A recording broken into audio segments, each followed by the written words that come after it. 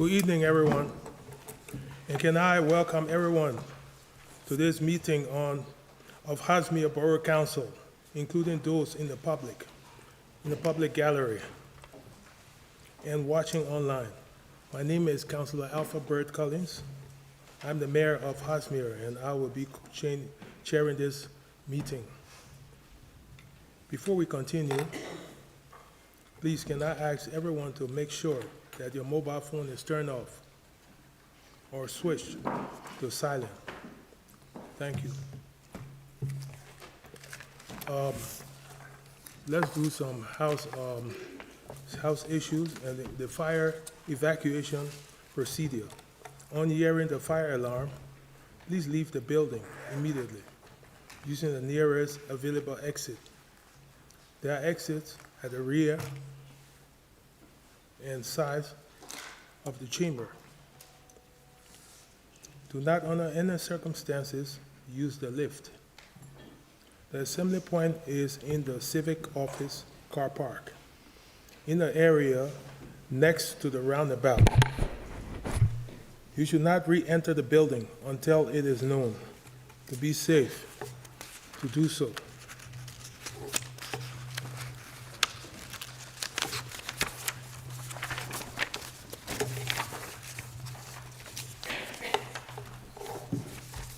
Okay. The first item of business for council this meeting is agenda item number 1. Do we have apologies? Yes, Councillor Newmark. Thank you, Mr. Mayor. Apologies for lateness from Councillor Chalice due to a school parents' evening. Can that be noted? Is there anyone else? Yeah, Councillor Green. Thank you. Councillor Butler will not be able to join us this evening as he has a family situation. Thank you. Councillor Shenton.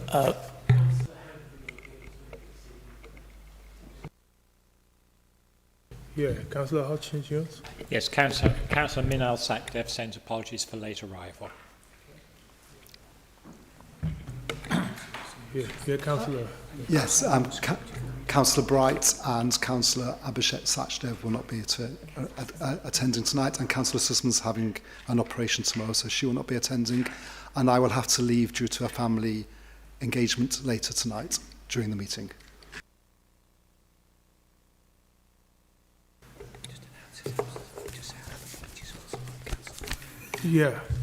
Thanks ever so much. I think there is an apology for Councillor Matthew. Okay, we'll move forward then. You will know, members, that robust but civil debate is the essence of democracy. The respectful conduct in the chamber is of key importance. Oh, okay, I'll come closer. I'll start all over again. You will know, members, that robust but civil debate is the essence of democracy. The respectful conduct in the chamber is of key importance to the good reputation of our council.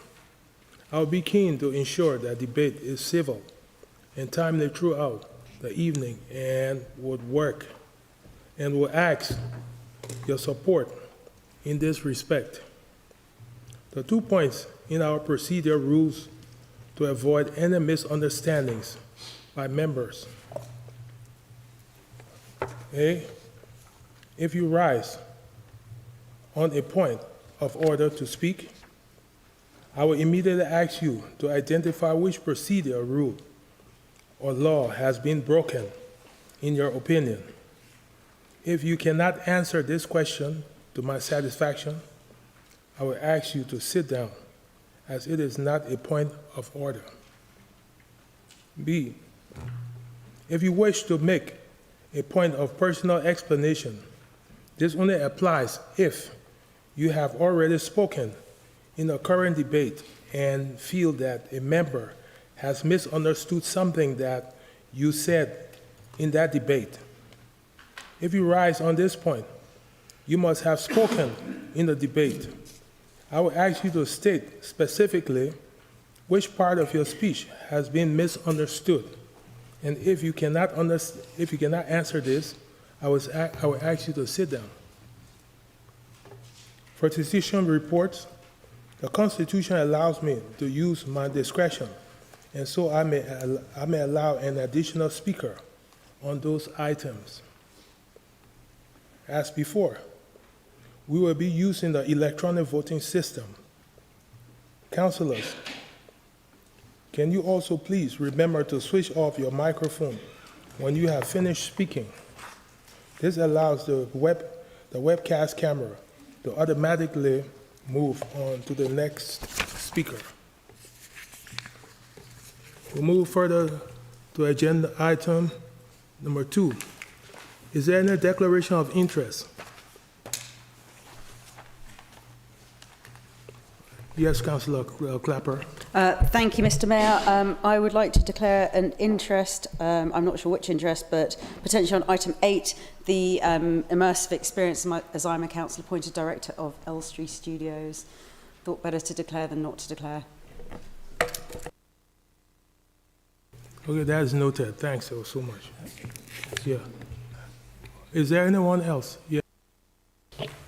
Thank you, Mr. Mayor. Same interest as Councillor Clapper. Thank you. Okay. Yeah, Councillor Allen, please. Ditto, yes. For item 8, the same interest applies because I'm also a council-appointed director of Elstree Film Studios.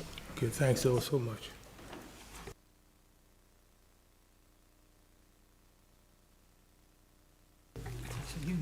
Thank you, Mr. Mayor. I'm not convinced this is an declarable interest in relation to this item because it doesn't involve any financial support for the Elstree Film Studios company, but in light of the previous declarations, I shall make the same one.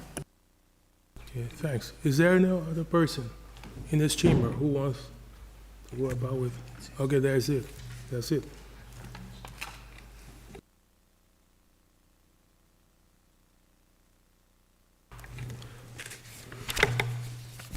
If members are not forthcoming as to the type of interest, okay, I will indicate the following: the items and nature of the interest and whether. Don't read out the red, just the black.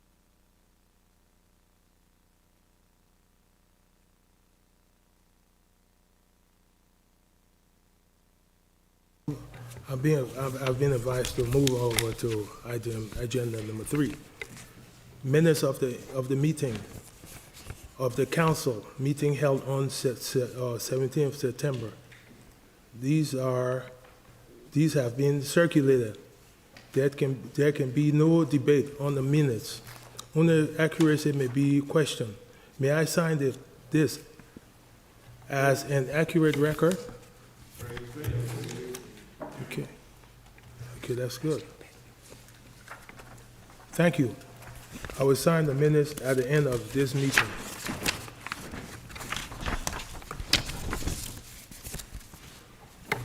We'll move over to agenda number 4, announcement by the mayor. It has been a busy few months. We held a vibrant community civic service last month. Many thanks to my chaplain, Pastor Bode Awubade, for leading such a joyous service. My 2 chosen charities, Learning Through the Arts and Hearts Young Carers, were also involved, with Henry providing wonderful music and Carol performing a reading respectively. Following this, it was great to celebrate our Hertsmere unsung heroes as part of Black History Month at the Willots Theater at the end of last month. I have also been to many events during the last few weeks, such as the football tournament at Watford FC Training Ground, organized by our council in partnership with Watford Community Sports and Education Trust. And more recently, the Generation Hertsmere event here in Bournemouth, which was so inspiring for all our local students. I also held an Elstree and Bournemouth peace walk a fortnight ago to spread and promote peace. This was well supported and finished at our civic offices here. Reminder to all members to RSVP as soon as possible regarding the Holocaust Memorial Day on Tuesday, the 27th of January, 2026. Formal invited are being sent out this week. So please RSVP by the 9th of January, 2026. We shall move further over to agenda item number 5.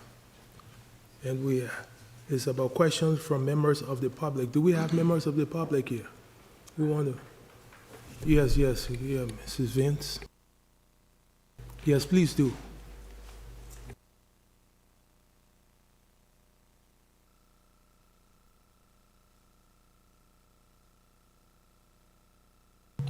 Thank you. Pardon me, do you also have a supplementary question? Yes, I do. Thank Okay, you. then, thanks. Councillor Newmark, thank you for responding to my question. However, there seems to be some confusion. My question related to the Greenbelt. Labour's promised to build on less than 1% of it and deliver a local plan within 6 months of taking office, and end the persistent conflicts of interest and put a stop to developers' undue influence over the councillors whom they finance. I think in error, you responded with your acceptance speech for your Bricky Award that you recently received at the Labour YIMBY event. I know that Griggs won Developer of the Year. Oh, and they were also the leading sponsor. What I would do again is I want to ask you, do you think that those 18,000 objections against the previous local plan in part at least contributed to the Labour group taking over the administration at Hertsmere? And I would like to tell you too that you've also won an award from the Borehamwood Under Threat group in the film and TV category. Can you please wind up, please? Oh yes, I'm winding up. One more sentence, Mr. Mayor. You've won an award under the film and TV category of Biggest Traitor for breaking promises, pledges and demeaning residents by stating at the GMC, the General Management Committee at the Town Council, that those 18,000 objections to building on the Greenbelt were in fact just a website. Time is up. I'm done. Yeah.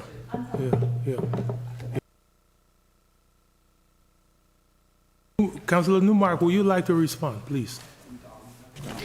Thank you, Mr. Mayor. I'm very proud of my special recognition Bricky Award that is on display in my office in recognition of the fact that this administration has delivered more affordable and social housing in 2.5 years than the people opposite did in 3 administrations. There's no confusion at all.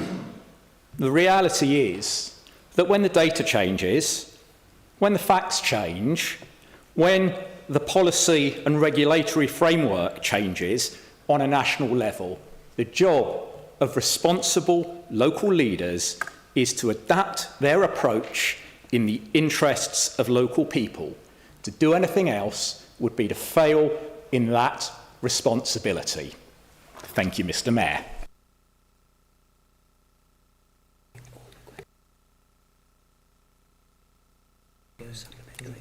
Yeah. Thank you, Mr. Mayor. I didn't know. Can I come back again? I didn't know that. No. Oh, I thought you was inviting me to come back again. No. Oh, because all I would have said is, that just breaks every manifesto. Okay, stop. Okay, then we have the next question. The next question comes from Jordan Becker about the civic offices outdoor LED screen.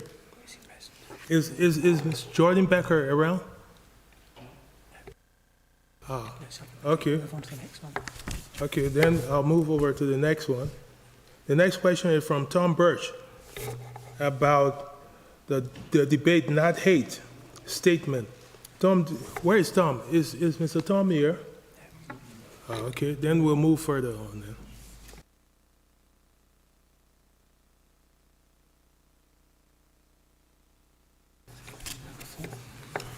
We have question number 4 is from Sylvia Feldman on a shuttle bus from a planning agreement. Is Ms. Feldman here? Okay. Okay, then we'll go over to question number 5.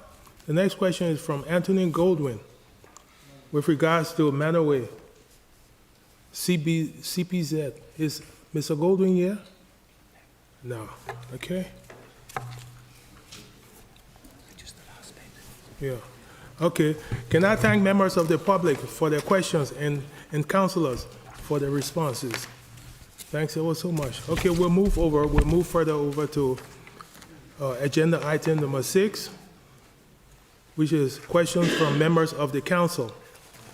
We had a total of 26 questions received in advance.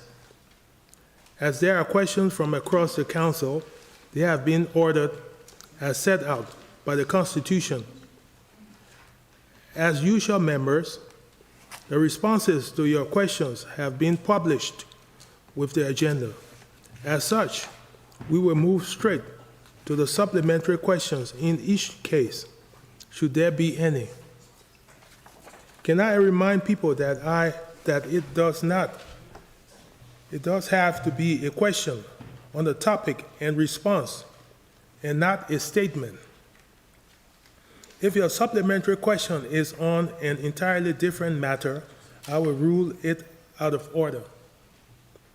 30 minutes are allowed for councillor questions, and any not reached within that time will fall. The first question is from Councillor Sullivan of Potter's Bar and HMOs. Do you have a supplementary question on the same topic, Councillor? Yes, I do, Mr. Mayor, but the Cabinet member isn't in the room. But I do have a general question I could put to the whole of the Cabinet if I tailor it with permission. You ask the leader to answer it. Maybe to the leader? Yeah, we can.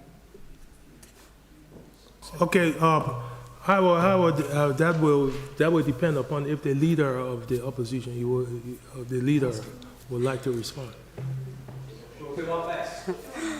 Since the Article 4 process is still at an early stage, can the leader or any Cabinet member confirm whether they intend to back the Task and Finish Group's recommendations on HMOs, which may help alleviate some of our residents' concerns? Thank you. Thank you, Councillor Sullivan. As you're aware, the process for dealing with Task and Finish Group recommendations is that they are tabled at a meeting of the Cabinet, which they were, and there is an 8-week period in which the Cabinet are mandated to issue a full response. The Task and Finish Group has done an impressive and a thorough piece of work. I'm not in a position today to be able to give you a commitment that all of the recommendations will indeed receive backing from the Cabinet. I am in a position to give you a commitment that we will look to support and implement as many of those as we can, and where we're unable to, we will give full explanations as to why that is the case, and look to work with yourself and members of the Task and Finish Group perhaps to refine them and propose alternatives. This is an issue on which there may be tactical differences between the groups around the chamber, but we're all committed to getting to the same place, getting to the right outcome, which is a robust and sustainable Article 4 covering the maximum geography possible, whilst at the same time avoiding the risk of it being successfully challenged or overturned either by HMO promoters, supporters and developers or central government. Thanks, Councillor Newmark. Is there a supplementary question also? That was a supplementary. Oh, I do apologize. Yeah. Okay. Then, the next question is from Councillor Shah, please. Councillor Shah. Councillor Green. Oh, Councillor Green. I'm jumping ahead of myself. Councillor Green, I recognize you, please. Thank you very much, Mr. Mayor. I do have a question. I'm really interested to hear more, actually, about the plans being made for the Studio Community Open Day, and I'm sure everyone in Hertsmere would love to have a go at making a film. So can the leader tell me a little bit more about that? Thank you.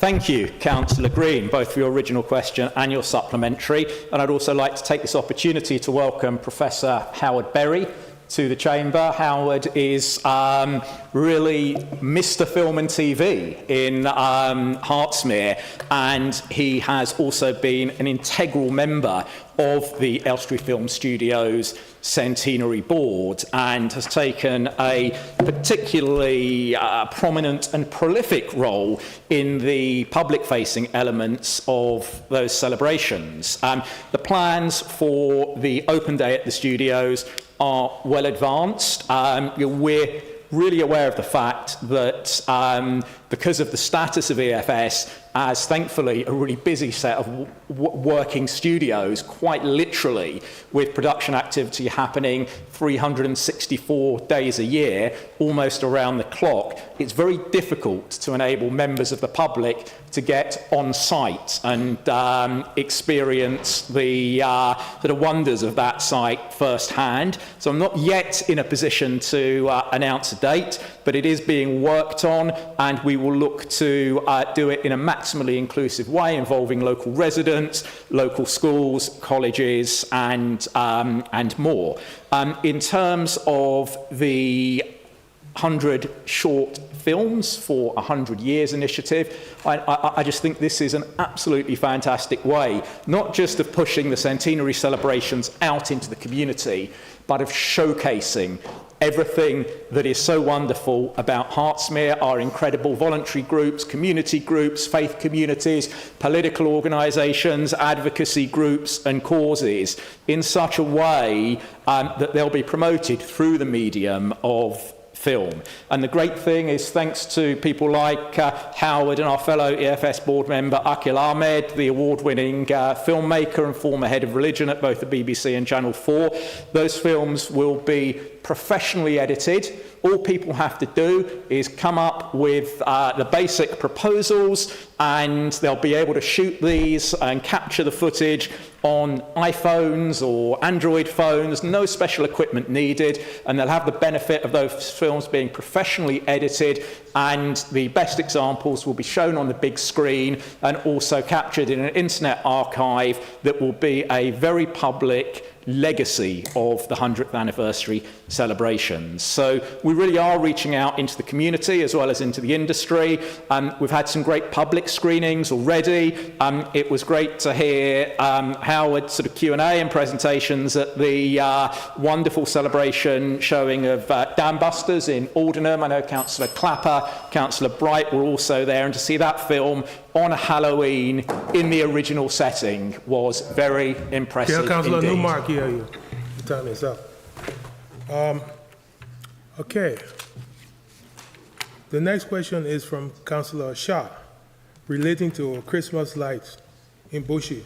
Do you also have a supplementary question? Yes, thank you, Mr. Mayor. Yeah. In the 37 years I've lived in Bushy, we've had valiant attempts to colourfully celebrate Christmas and the season of goodwill by the local churches, community organisations, shopkeepers and the volunteers from the Bushy Festival. Thank you to all of you that have tried, but we've never had the joy of proper Christmas lighting on Bushy High Road and Bushy High Street. I was going to say thank you to Street Scene for making this finally happen, but I understand there may be an issue that we may not be able to have the lights on the big switch-on day for 30th, which we have publicised across Bushy and in my Bushy News everywhere. So I would want to know from Councillor Myers what he's trying to do to get this done in time. Councillor Meyer, can you respond? Thank you very much, Mr. Mayor. Yes, we have had issues with the suppliers for the Bushy lights. So what's happened is that they have been ordered in from abroad, as is normal. They are supposed to arrive fully assembled, and they weren't assembled. So at the moment, the contractor is busying away, trying to get enough of them assembled to get them up before the end of the week. So we are trying to get at least some up in and around the church area, so there is something up by the time you switch on at the weekend. But generally, these things are supposed to come completely and utterly assembled and done. They haven't. They've all come flat pack, and they take up to 2 hours per unit to build. So we have been guaranteed right the way through for months they were going to go up this week, because they knew what date they were coming, and they've had it was all booked in, all the electrics have been done, all the switches are there, everything's there and ready to go, and then they all turn up flat packed and need to be done. So however, they are trying desperately to ensure that there are some that go up before the end of the week. At the moment they're not guaranteeing it, but they're working their backsides off to try to get them up. So my sincerest apologies if it doesn't happen. If it doesn't, it will be sort of the first 2 days next week, but they are desperately trying. Thank you, Mr. Mayor. Okay, thanks, Councillor. Okay, the next question is from Councillor Brisky with reference to social media posts. Do you have any supplementary question on the same topic?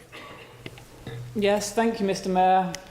Now, as the leader would imagine, I did extensively search across multiple platforms for evidence that might substantiate the claims he made about me in September's full council meeting. I was unable to find anything. Therefore, I consider the claims he made in response to my efforts to assist vulnerable residents who were evacuated from Cowley Hill with finding accommodation at no cost to the council to be false. And of course, they were not the only false claims he made in that meeting. In the same meeting, he alleged in very coarse terms that patriotic people who fly our national flag from lampposts are child sex offenders. When challenged on this, he was also... Please, can you come to the question? This is a statement that you are making. Okay, he was also unable to substantiate these very serious allegations, and therefore my supplementary question to the leader is, will he retract the false claims he made in September's full council meeting about me misinforming residents who were evacuated from Cowley Hill and that people who fly flags from lampposts are child sex offenders? Thank you, Mr. Mayor. Can you please respond, Councillor Newmark? Thank you, Mr. Mayor. There were no false claims, therefore there is nothing whatsoever to retract. Okay, we're somewhere. Okay, the next question is from Councillor Alexander. Thank you, Mr. Mayor. Relating to holding Clarion Housing to account. Do you have Yes. a supplementary question to this regard, to the same topic?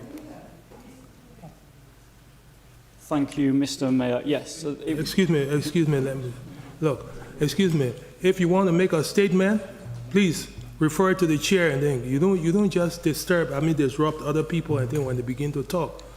When you were talking, nobody was disruptive. Please, I'm talking. Yeah, your councillor agreed. Yes, thank you, Mr. Mayor. So I recognise that obviously the portfolio holder is not here this evening, but if somebody else would like to field that question, I'd be grateful. So my question is, I welcome the portfolio holder's recognition that Clarion are aware of the concerns of councillors and residents and his commitment to monitor progress through quarterly meetings. To reassure residents that this monitoring will deliver real change, can you tell us what measurable targets Clarion are being held to? For instance, a reduction in the number of complaints or faster repair response times, so that residents can see tangible improvements in their day-to-day experience? And what action will the council take if these targets are not met? I would have invited Councillor Matthew, but he isn't around. Does anybody want to proxy on his behalf?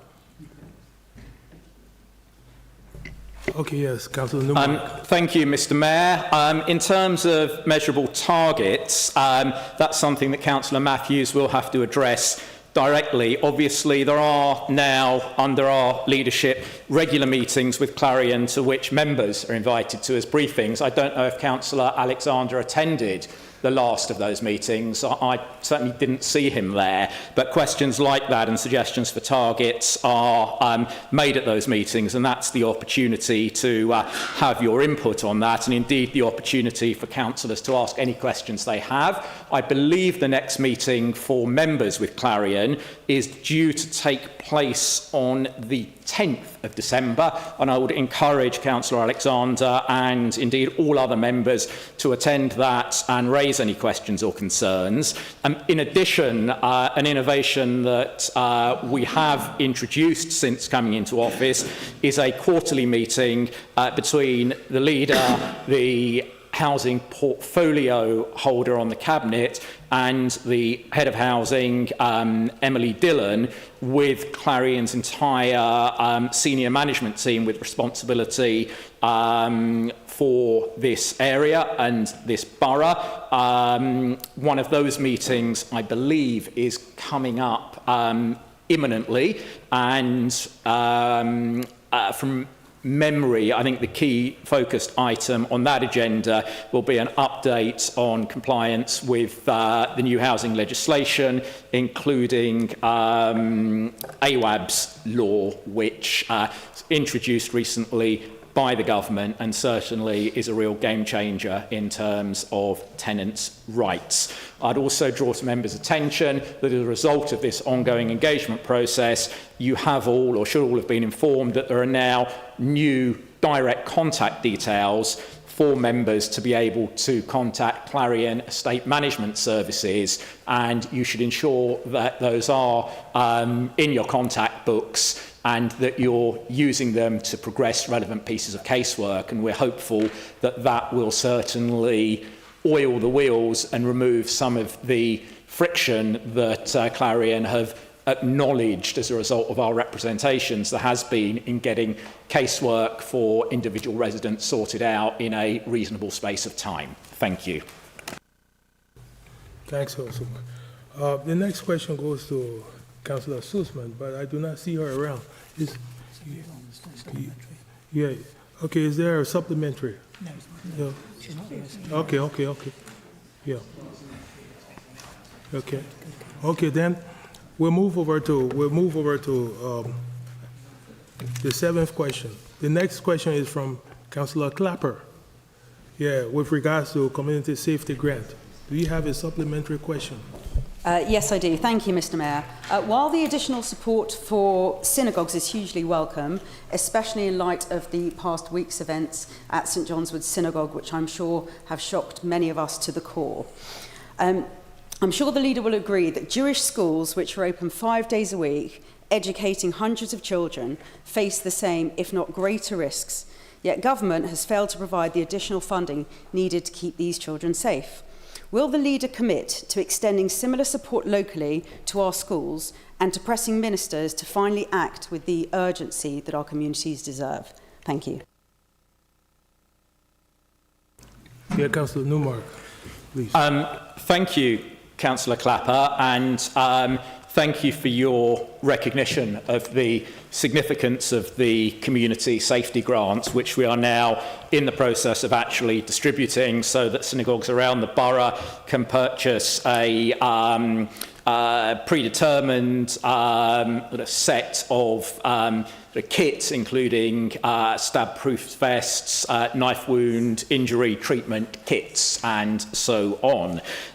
In terms of her point about schools, I'm happy to look at this and have a conversation with her directly. It's certainly my understanding that government does indeed provide a very significant multi-million pound funding package for Jewish schools around the country that is administered and distributed via the Community Security Trust. We did in fact look at whether or not the grant funding we are making available could have been extended to Jewish schools in the borough in addition to synagogues, and it's precisely because they're already in receipt of public funds through the Home Office, part of which creates stipulation that they're not allowed to receive public funds for the same purpose from any other public body, that we were unable to do so. But if she's aware of particular issues where schools in the area are not able to tap into that significant government funding package,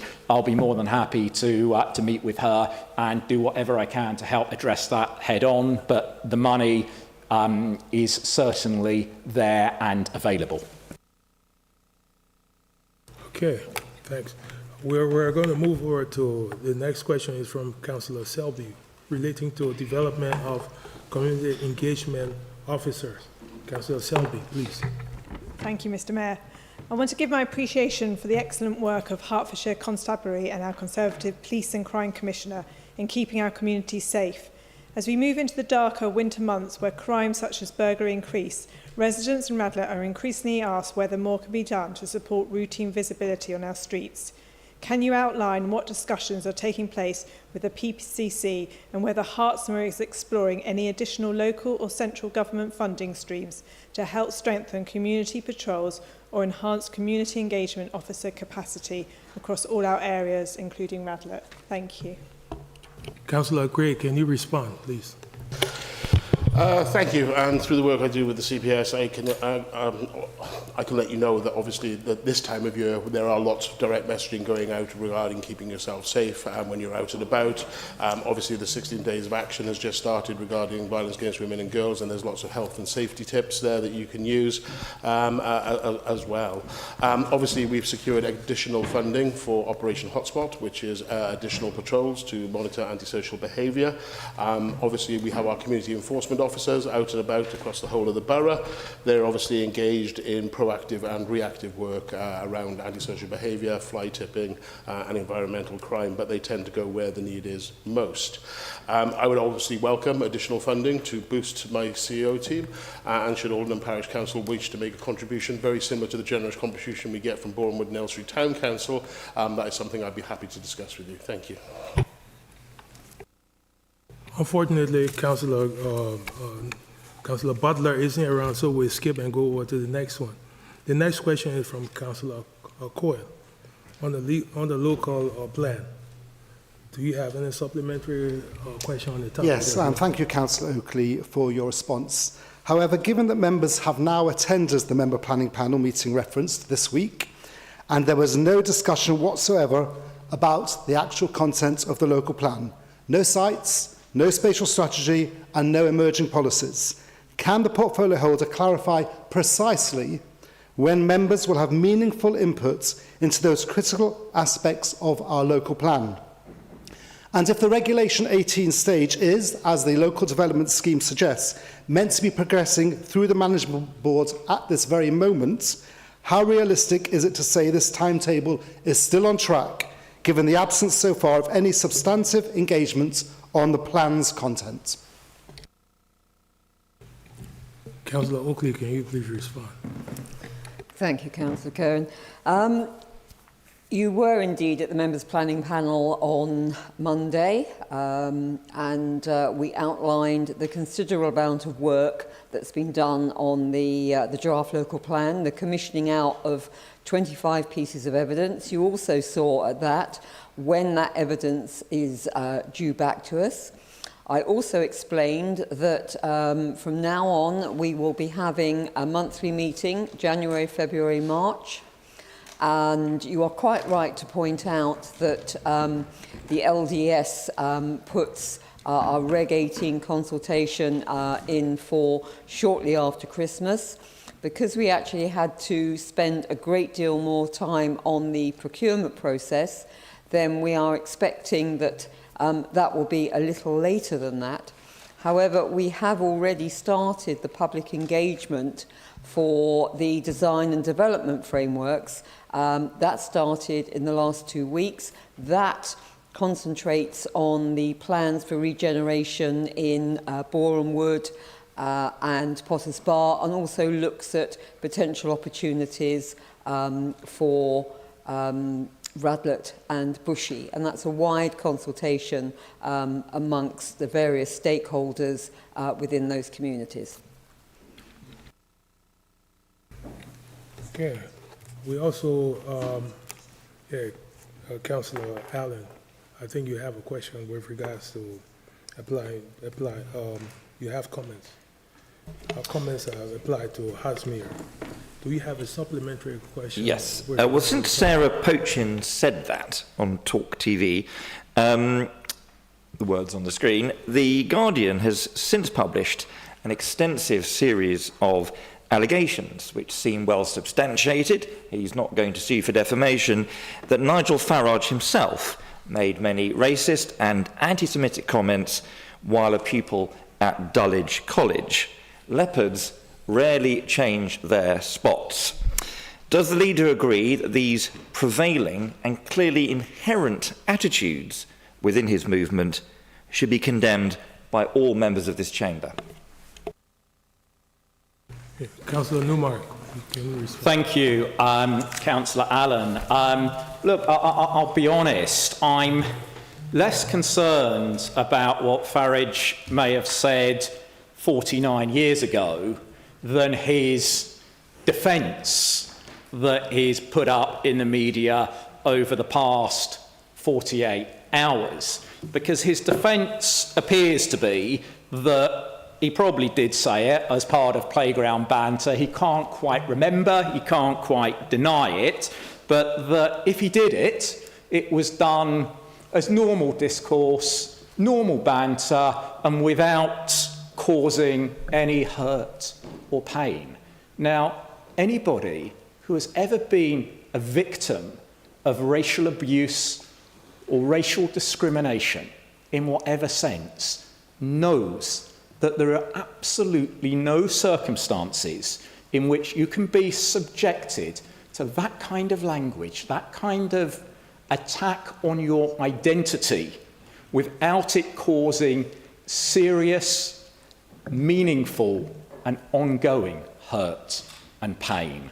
And if that is what Farage thinks is the real impact of racial abuse, it explains an awful lot about the failure of the leadership of his party to deal with many of the extreme and problematic elements inside it. And I'm not saying for a minute that every member or activist in Reform UK is a racist. I certainly don't agree with the language that we've heard in recent days, branding Reform UK as a Nazi party. I think that's deeply problematic. I think it's wrong, and I think it ignores the fact that within Reform UK, there are many decent, responsible, talented people, particularly in local government.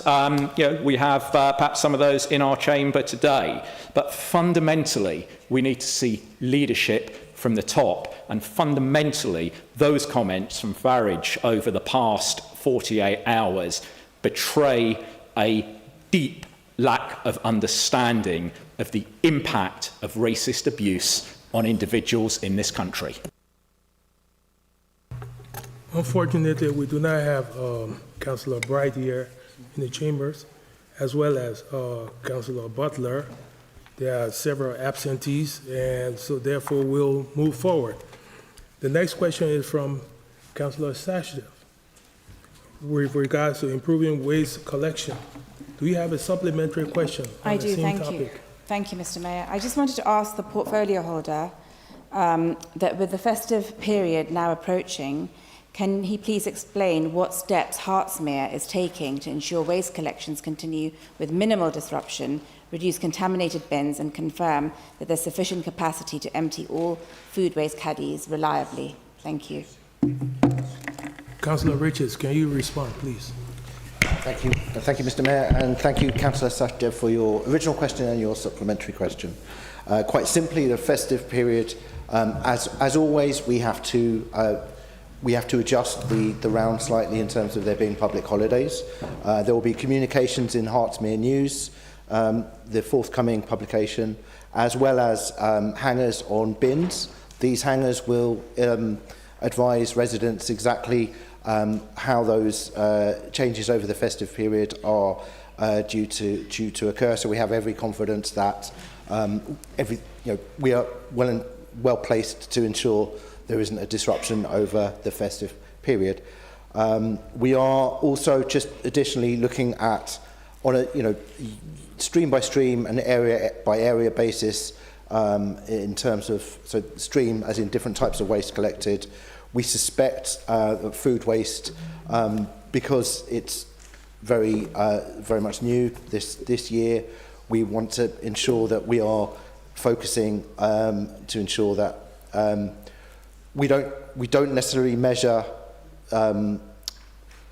food waste bins that aren't presented. So the difficulty there is where not every household is presenting food waste. We don't have the same level of detail on collections as we do with the established recycling and residual waste. But I'm working very closely with Ian Kershaw to ensure that we are well placed over the festive season and beyond to continue to increase our rate of bin collections. Thank you. We have a question from Councillor Brisky with regards to changes to park bins. Do you have a supplementary question to the same topic? Yes, thank you, Mr. Mayor. I'm aware that actually some bins have been targeted by vandals, but I took this photo last week, and I'd be grateful if the portfolio holder could confirm whether this particular bin was removed by vandals from Aberford Park or was removed by the council. Thank you. Councillor Myers, can you respond, please? Thank you, Mr. Mayor. If you'd like to send me the photo, I will find out, because I can't see it from here, and I wouldn't off the top of my head. So send it across to me, Councillor Brisky, and I will find out for you. We have a question from Councillor Kaza with regards to Hertsmere Community Conference. Yes, thank you, Mr. Mayor. Councillor Newmark, thank you for your answer. And in light of that, can I ask, what is your assessment of the state of community cohesion in Hertsmere currently? Thank you. Yeah, Councillor Newmark. Thank you, Mr. Mayor. Thank you, Councillor Kaza, for your question. I think that we need to recognise that we are operating in an environment right now in which there are various groups, individuals, forces out there looking to disrupt and undermine the basically positive set of community relations and baseline of cohesion that we've enjoyed in this borough. That we've enjoyed in this borough over decades. And I think it's right and proper that we as an authority take a step back and look at what positive and proactive interventions we are able to take in order to fight to maintain that baseline and perhaps even improve it. I'll be outlining over the coming months a number of initiatives in that regard, but perhaps the most significant of which is the dedication of our 2026 community conference to the theme of community cohesion under the auspices of Hertsmere Together and the local strategic partnership. I also, because of various absences, we've missed the opportunity to address this issue in other questions, and I know it may come up in the motions later, but I do want to comment on what I believe is the addition to the toxicity in the air that's been created by the County Council's decision, rather than shelving the divestment motion promoting boycott, divestment and sanctions against the world's only Jewish state, and allowing that debate to continue inside the structures of the County Council until the next meeting of the Pensions Committee. I know that has created a huge sense of vulnerability within the Jewish community.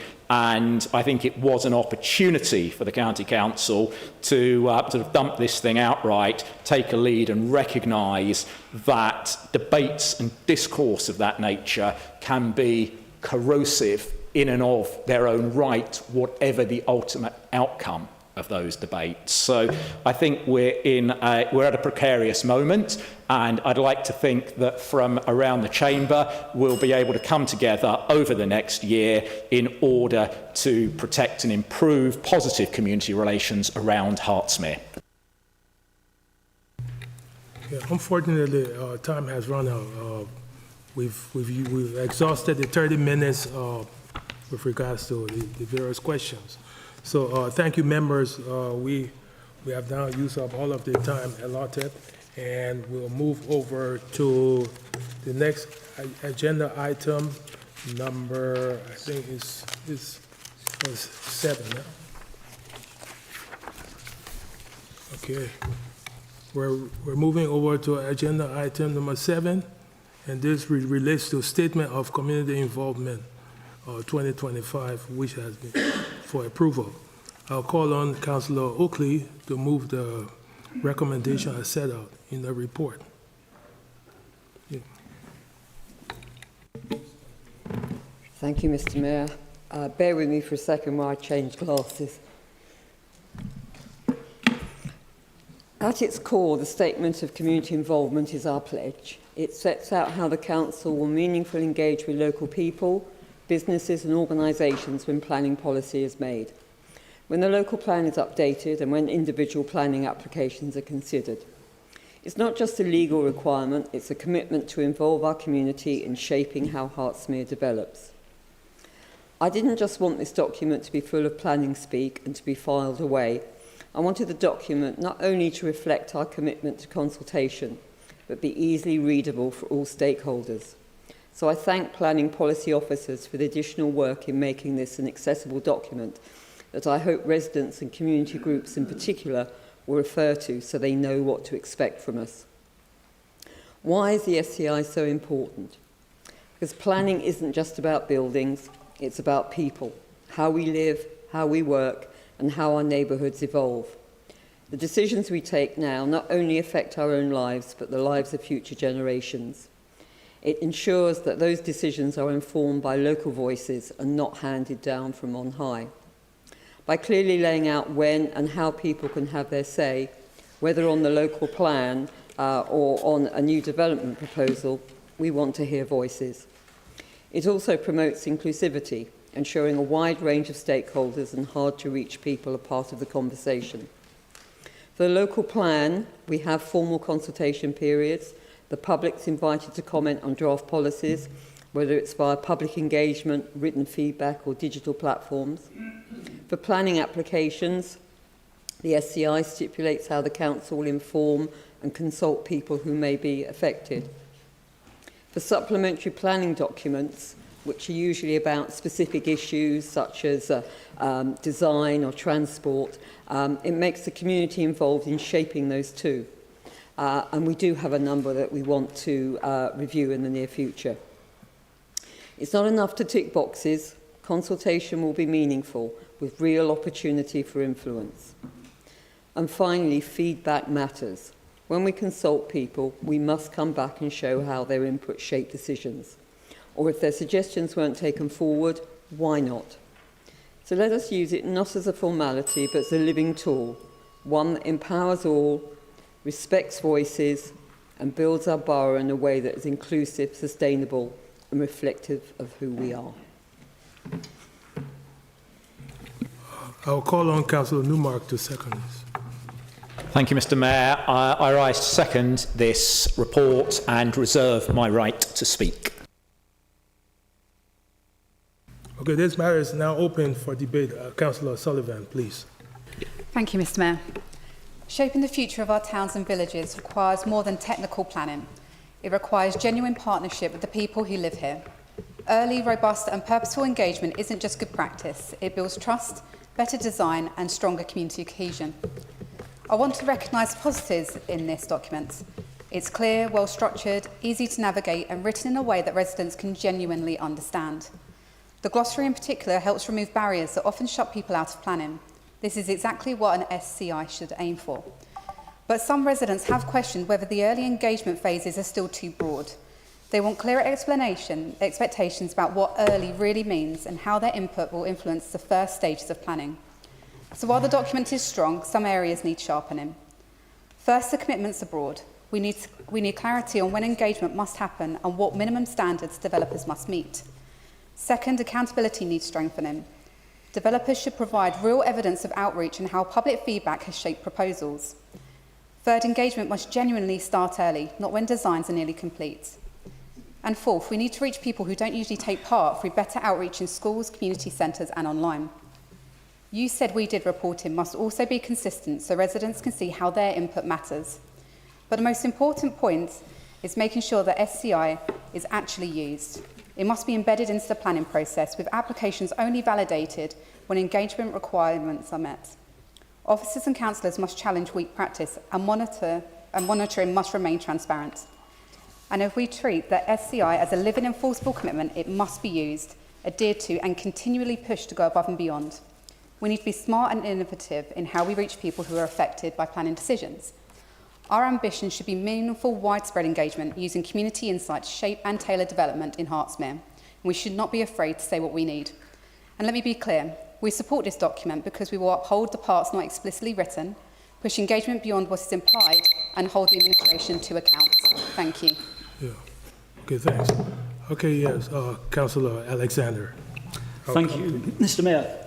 Colleagues, this evening we are asked to adopt Hertsmere's updated statement of community involvement, and I will be supporting this. I am pleased that the portfolio holder has listened to the feedback I presented at Cabinet in June. At that stage, much of the detail on pre-engagement with residents and stakeholders had been omitted. Following consultation with our residents, I am pleased to say some of that has now been restored, and the new SCI is clearer than the first draft, and it now states, before submitting a planning application, developers are encouraged to speak in advance with the council, relevant stakeholders and the local community. That is progress. But I believe we should go further. I have met with Save Hertsmere's representatives, and as the consultation highlighted, residents want stronger guarantees of early and inclusive engagement. And I therefore propose that this wording be strengthened to say developers are very strongly encouraged to engage before submitting an application. And that would better reflect the consultation findings and build trust in the planning process. Transparency and trust were recurring themes in the consultation, and trust is what we in Hertsmere so urgently need to restore. We must take seriously the feedback from residents who told us they want planning meetings with developers and officers to be open to the public and live streamed, not hidden away. The negative perceptions of developers being invited to closed-door technical meetings with councillors must be addressed, even if such meetings are defensible strictly under the letter of the law. In the civic arena, perception is reality, and ignoring that reality undermines confidence. On advocacy, the SCI rightly acknowledges councillors as community advocates, but my view is that should not be confined to just elected members alone, and residents should be free to choose any trusted advocate, whether a councillor, parish representative or community group leader. So yes, I will support adoption of the SCI tonight, but it must be a living commitment to transparency, inclusivity and trust, and therefore I recommend that it goes to the Policy Review Committee for a final view to take all these points into consideration. Thank you. Call upon Councillor Cohen, please. Thank you, Mr. Mayor. Tonight we are being asked to approve a revised SCI, Statement of Community Involvement. This, as we all know, is an important document as it shapes how residents engage with planning and helps us build trust in the system. I want to acknowledge the work that our officers put into it. The consultation shows just how much residents care. Over 1,100 responses, including more than 400 detailed comments from Save Hertsmere. Many have shared ideas for how the SCI could better support their involvement, and Councillor Alexander has just mentioned them. One key suggestion is encouraging earlier, more proactive engagement with communities before applications are drafted. This would allow developers, councillors and residents to work together from the start, making planning smoother and more transparent. Nearly a year ago, the Council unanimously agreed to my motion to set up area planning forums to do exactly this, yet is not being implemented. Including this in the SCI would finally put that commitment into action. Another opportunity is increasing transparency around meetings between councillors, officers and developers. Even simple steps like publishing agendas or notes could reassure residents and build confidence. Residents are asked for planning information, also asked for planning information to be easier to understand. For example, clearly separating required mitigation from other benefits. Clarity on neighbourhood plans would help too, ensuring residents know their plans carry the same weight as local plans. And while enforcement isn't directly controlled by this SCI, clear expectations that rules will be upheld would strengthen trust further. In short, these suggestions aim to make the SCI as effective as possible for residents. I hope the administration will consider them, deliver on commitments already agreed by our council, and continue to build a planning process that encourages engagement, clarity and confidence. I'll call upon Councillor Richards, please. Thank you, Mr. Mayor. The SCI is, on the face of it, a very uncontentious report, but peer beneath the surface, and one quickly realises that whilst this is a constitutional must-have, misunderstandings can ensue. The SCI contextualises how community can and should feedback on the local planning strategy. It's not just a box-ticking exercise.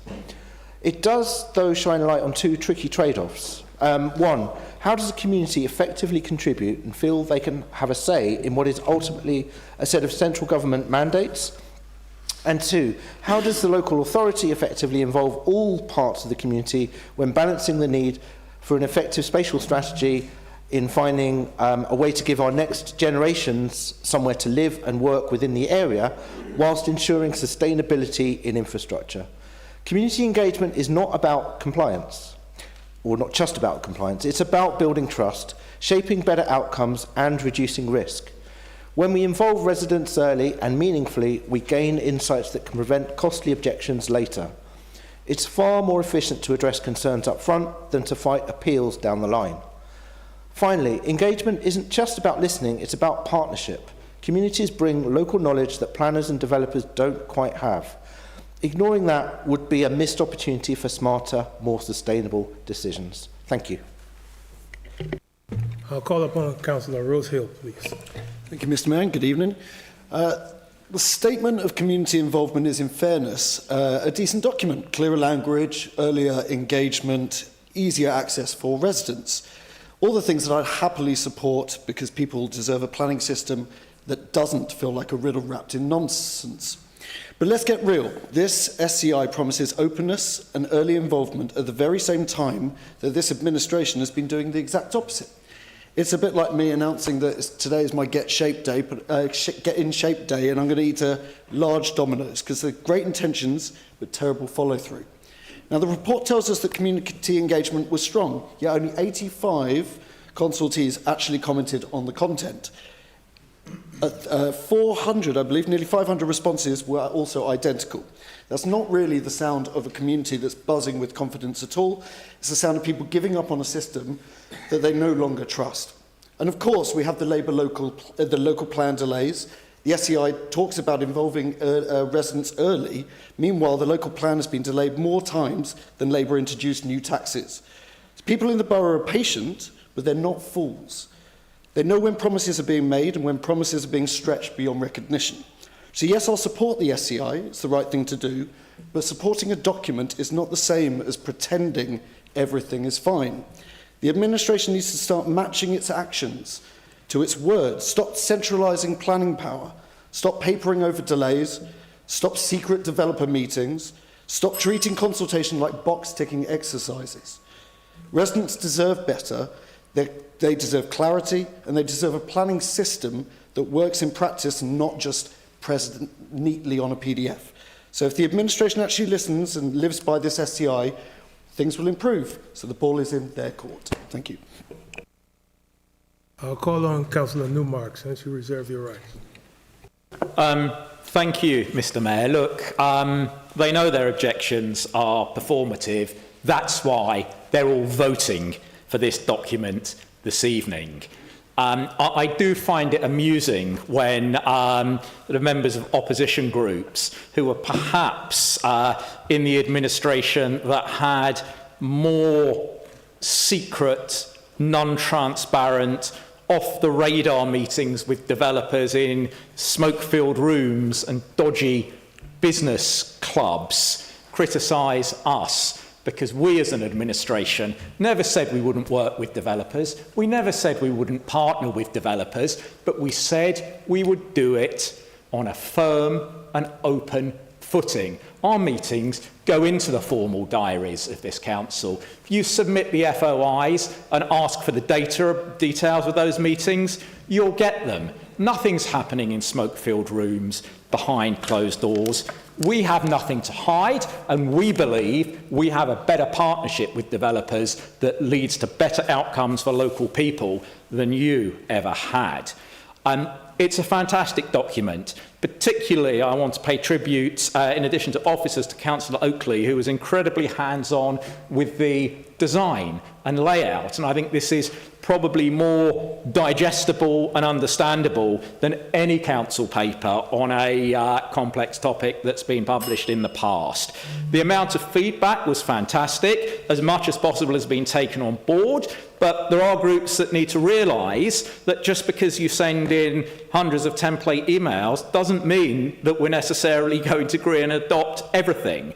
And in terms of Councillor Alexander's remarks, I mean, really, perception is reality? I don't agree with that for a moment. Reality is reality. Perception is perception, and the reality is that this administration is running a planning system that's delivering what the opposition failed to do when they ran the show. Yeah, I'll call upon Councillor Oakley to sum up. Thank you, Mr. Mayor. I can't help thinking that a number of the comments that have been made this evening are kind of out of almost jealousy that we are achieving things that the previous administration didn't actually manage to achieve. I seem to remember one of your consultations involved 18,000 objections for your shelved local plan. There is consultation, that compares dramatically with ours, where we really went out and consulted within the communities and every single settlement. As for Councillor Rosehill's comments, well, you were part of the administration that produced that local plan, and you're saying it's delayed and delayed. Well, we delivered a draft local plan last year. That would have been submitted to the planning inspectorate by now, had it not been for the challenge of additional housing numbers that we are working on at the moment. So I'm not going to take any lectures from you, Councillor Rosehill, on delays. What I will accept from everyone who mentioned it is the need for developers to consult properly and in a meaningful way. There are a lot of developers who do not consult. Some of them will consult and then effectively take no notice and submit a planning application within a week of their consultation. Okay, thanks. That was so much for all of your contribution. Are we ready to vote? Members, are we all ready to vote? Let's go for a vote then.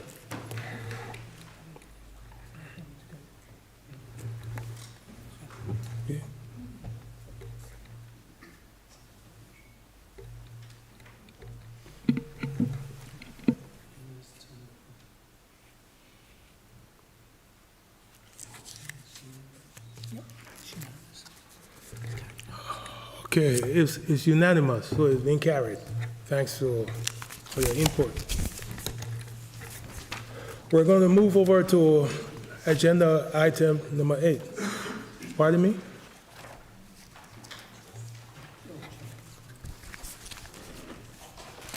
Is there a problem? We'll sort it out. Okay. It's carried. Okay. Yeah, it's all that matters. Yeah, what matter is it?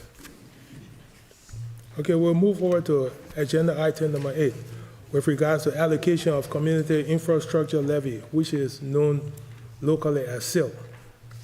Okay, it's relating to the funding of Elstree Film Studios immersive experience. I call on Councillor Oakley to move the recommendations as set out in the report. Councillor Oakley. I call on Councillor Shenton, pardon me. No. That's Councillor Yeah. Yeah. No, it's okay. Councillor Oakley, please. Right, thank you, Mr. Mayor. Hertsmere has long been proud of its deep connection to film and television. Our borough's studios, locations and creative industries have contributed to productions recognised around the world. For many residents, the heritage is not just a point of pride, it's part of our local identity. The proposal for an immersive experience offers an opportunity to bring that story to life, not through static displays, but through modern, interactive forms of storytelling that engage visitors of all ages and backgrounds. An immersive experience can provide something unique, a way for audiences to step into the creative process, to understand the craft and talent behind the camera, and to celebrate the role our borough has played in the wider cultural landscape. It will be an educational resource, a tourism drive, and a catalyst for local economic activity. It will strengthen civic pride and provide a space where residents, schools and visitors discover and share the borough's creative legacy. And it certainly fulfills our vision and creative strategy, which recognises the significance of the creative industry in the borough, and our economic development strategy and our community strategy. Hertsmere is the main applicant in this joint venture with the University of Hertfordshire. The SIL contribution of £2 million unlocks a further £1 million in funding. A further £0.7 million from the university and £300,000 from other sources. Adam Morley from Hertfordshire Futures was heavily scrutinised by my SIL panel when he made the application and presented it to us. The panel's recommendation to award the funding was then taken to Cabinet, who also agreed to support it. A project such as an immersive film heritage experience is an acceptable use of SIL funds. And like any other bid, it must show that it contributes to the borough's social, cultural and economic fabric in a way that supports growth and community well-being. This project is supported by a clear and transparent business case. This includes demonstrating need, defining objectives, outlining delivery plans and providing realistic costings. The spirit of SIL is that development should contribute to the places affected by it. For a cultural and heritage project, that means engaging residents, working with local schools, consultative creative partners, and ensuring that the design reflects the breadth of the borough's history and community. Members, the proposal before you represents a significant opportunity for the borough. The opportunity is to create a landmark attraction that celebrates our film heritage, supports local creativity, strengthens our borough's identity, and leaves a lasting legacy. Okay, Councillor Shenton, you have your big movement. Thank you, Mr. Mayor. This is a very exciting opportunity, offering a valuable new attraction for Boreham Wood and the whole borough. Film and television has always been a defining industry of our area. I went to school in Boreham Wood, and throughout my childhood it was normal to see filming going on in the town and to recognise somewhere I knew in a film or TV programme. And yet we have very little to celebrate the industry within the borough. Understandably, we can't all go wandering around working studios, but I think it's high time there is somewhere to celebrate and experience our filmmaking heritage. First, it's worth emphasising that as a SIL bid, this must meet some strict criteria, but these include being used to fund cultural facilities. As I've said, film and TV is part of our cultural heritage. Technology constantly moves on, of course, and this proposal offers the most up-to-date and exciting experience. There are plenty of other immersive experiences springing up around the country, which reassures me that we are not at the leading edge of technology, where everything is really expensive and tends to go wrong. This is modern and new, but also reliable. This proposal uses well-understood technology and offers a plan for acquiring the all-important content, greatly helped by our heritage in film and TV. How soon the attraction generates an income stream is inevitably speculative, but we are teaming up with partners who have great industry experience and in the University of Hertfordshire a wealth of technical know-how. Financially, this offers a way to legitimately leveraging our SIL money to create both a fantastic attraction and also an income stream into the future. Thank you. Thanks all so much. So now this matter is now open for debate. I will call on Councillor Clarkson. I'll reach to you. I will reach to all of you guys. Thank you, Mr. Mayor. Placing a film and media-themed immersive experience right next door to Elstree Film Studios, Sky Studios Elstree and BBC Elstree offers a rare chance to celebrate an area long known for its creative energy. These three studios each bring something different. Elstree's long history of film production, Sky's state-of-the-art facilities and new storytelling technologies, and the BBC's deep roots in television and live broadcasting. An attraction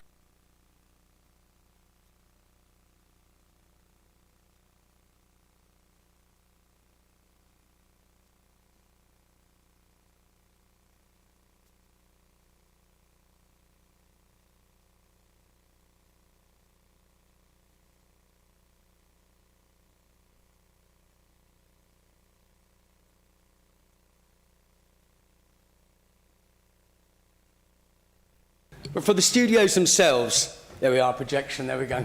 The experience becomes a way of sharing their worlds with the public in a more personal, hands-on way. Showcasing memorable productions and familiar formats helps people appreciate a craft behind what they watch every day. It can also spark interest in careers, and that's what's important across film, across television and digital media, giving young people a chance to try out skills ranging from camera operation, set design, to editing, and dare I say, like in my case, performance. But the wider community stands to benefit too, and that's what's important. An attraction like this would draw more people to the area, supporting local shops, local cafes, cultural events, while reinforcing our Elstrie's reputation as the creative hub. Above all, it'll celebrate the stories, the traditions, the innovations that make this cluster of studios such an important part in our United Kingdom screen landscape. I do hope all colleagues will support these recommendations, because these genuinely are exciting times. Okay, thanks so much, Councillor Amber. Thank you, Mr. Mayor. Well, I rise this evening to express my full and enthusiastic support for the allocation of SIL funding to the Elstree Immersive Experience. I was truly delighted to attend the recent presentation held in this very chamber, and I was actually left feeling really inspired by the vision, the creativity and the immense potential that this project represents for Bournemouth and for Hertsmere as a whole. Whatever the eventual outcome of our local government reorganisation to Unitary Council, one thing is absolutely clear. This new venue will be a wonderful addition to our borough's proud television and film heritage. Bournemouth's long history as the home of screen entertainment is something we all share value and want to see carried forward for future generations. The Elstree Immersive Experience, I believe, does exactly that. It builds on our past, reinforces our identity and looks confidently to the future. Excuse me. This project brings together academia, industry and community in a genuinely exciting way. My sincere thanks go to Adam Morley and Howard Berry, who very kindly is sitting over there this evening, from the University of Hertfordshire, to Martin Nyman, who isn't here, from King Bee Animation, and got to say a big thanks to Councillor Nick Oakley and to Liz Baton, and to all councillors and officers that have contributed the time, expertise and energy. I think that everyone's passion for this borough and its cultural legacy really does shine through. The Elstree Immersive Experience is not just going to be an attraction. I believe it's an investment in placemaking, in economic growth, in education and in our sense of who we are. It will strengthen local pride, draw visitors from far and wide, support creative careers and deepen Hertsmere's reputation as a leader in the screen industries. I'm proud to give this project my full support, and I really look forward to seeing it become a truly transformative landmark for our community of all ages. Thank you. Councillor Clapper, you have your turn. Thank you very much, Mr. Mayor. I am very pleased to speak on this item, not only as a councillor, but as a proud member of Elstree Studios Board and the Centenary Board. Hertsmere's film and television heritage is extraordinary. It is part of our identity, part of our local economy, and part of what makes this borough genuinely unique. The Elstree Immersive Experience is a project I believe in wholeheartedly, because it brings that heritage to life in a way that residents, visitors, young people and future generations will be able to enjoy, learn from and take pride in. SIL funding should never be allocated lightly, and £2 million is a significant investment. But having seen the work behind the scenes, I am confident this is a project built on strong foundations. The business case is far tighter than it was in early drafts, the governance is sound, and the combination of private investment, SIL funding and the additional external contribution gives us a balanced and responsible financial structure. This is not an indulgence. It's a serious cultural and economic asset that will strengthen education, skills development and tourism and reinforce Hertsmere's position on the national and international stage. As a borough, we often talk about being the home of film and television. This is our chance to actually show it, celebrate it and make it accessible to everyone. The Immersive Centre, alongside the Film and TV Heritage Centre, will give us a world-class attraction that supports jobs, showcases local talents and really deepens our local cultural offering. So for all of these reasons, and with the confidence that comes from being closely involved in the wider work of the studios and the Centenary Board, I'm very proud to support this proposal today, and I hope all of my colleagues across the chamber will join me. Thank you very much.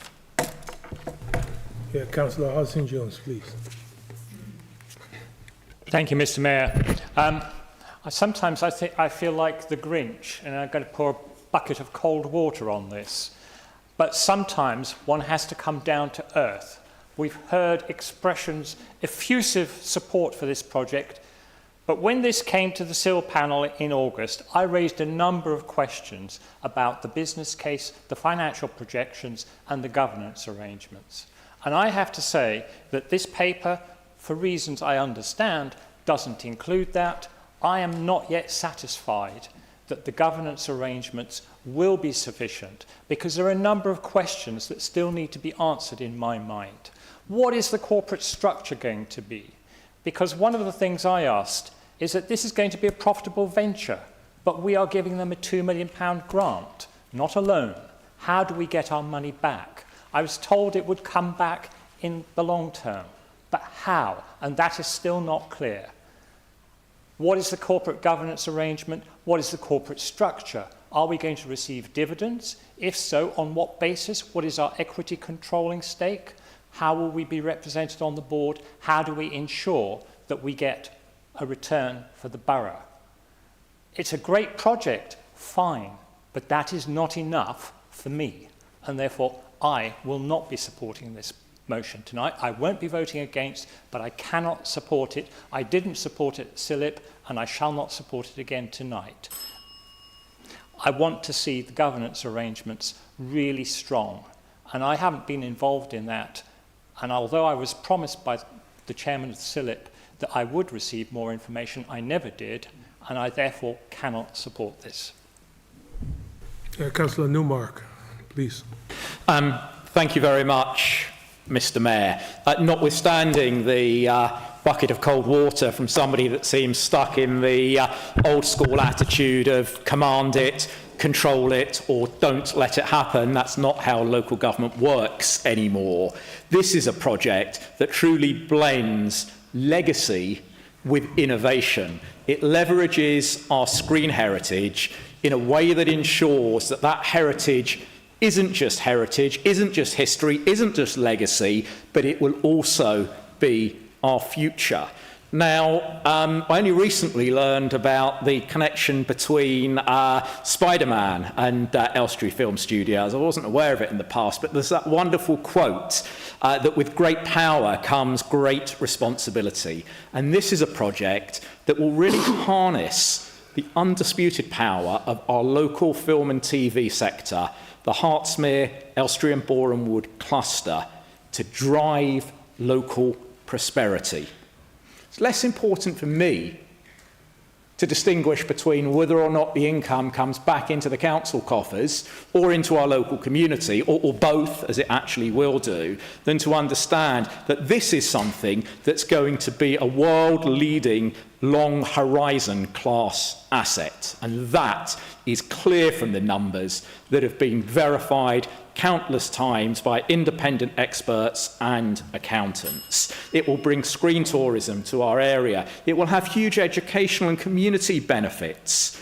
And today, at the UK Screen Investment Summit, it was the talk of the moment. So let's be aspirational. Yes, we need to do the detail. We need to do it properly. We can't discuss all of those issues in open full council. They are commercially sensitive.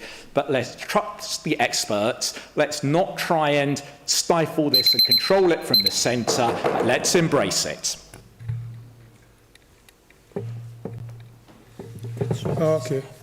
Okay, I'll call upon Councillor Oakley to sum up, please.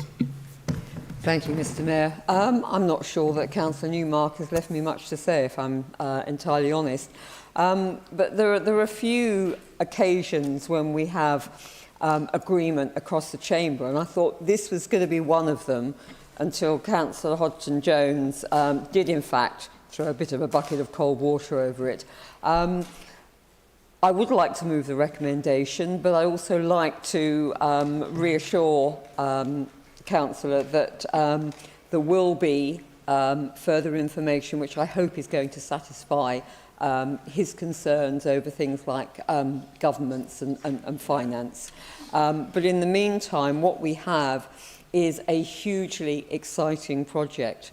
We have a 100-year heritage of Elstree Film Studios. We have the history of the other studios, some of which are still with us, some of which have kind of bitten the dust over the years. But it's a huge heritage that we need to celebrate, and that we can encourage residents to participate in, schools to participate in, but also it will bring a great deal of economic development to the borough as well, which in terms of local government review will become part of a bigger situation, but it is still very important to Boreham Wood and Elstree itself.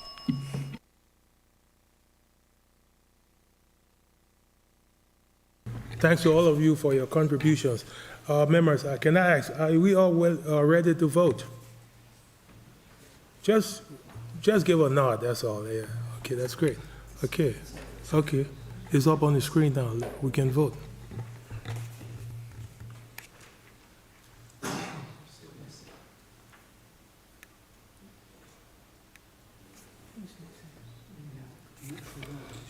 Mr. Mayor, point of order. Under 15.2, Councillor Newmark does not appear to be on the voting records and was missing from the previous one as well. Can we have this rectified before we move on, please? Okay, please. Yeah, Councillor Newmark, how do you propose to vote? Thank you, Mr. Mayor. I vote for, and I would also like my positive vote to be recorded on previous reports as well. Okay, thanks.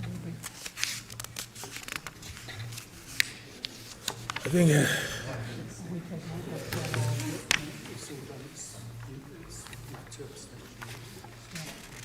been carried with 2 abstentions. Yes, I think it's been carried with the exception of 2 abstentions. Okay, we'll move over to item agenda 9, relating to corporate program management functions. I'll call on Councillor Newmark to move the recommendations as set out in the report. Thank you, Mr. Mayor. I rise to propose the report in front of us today. We're an aspirational administration.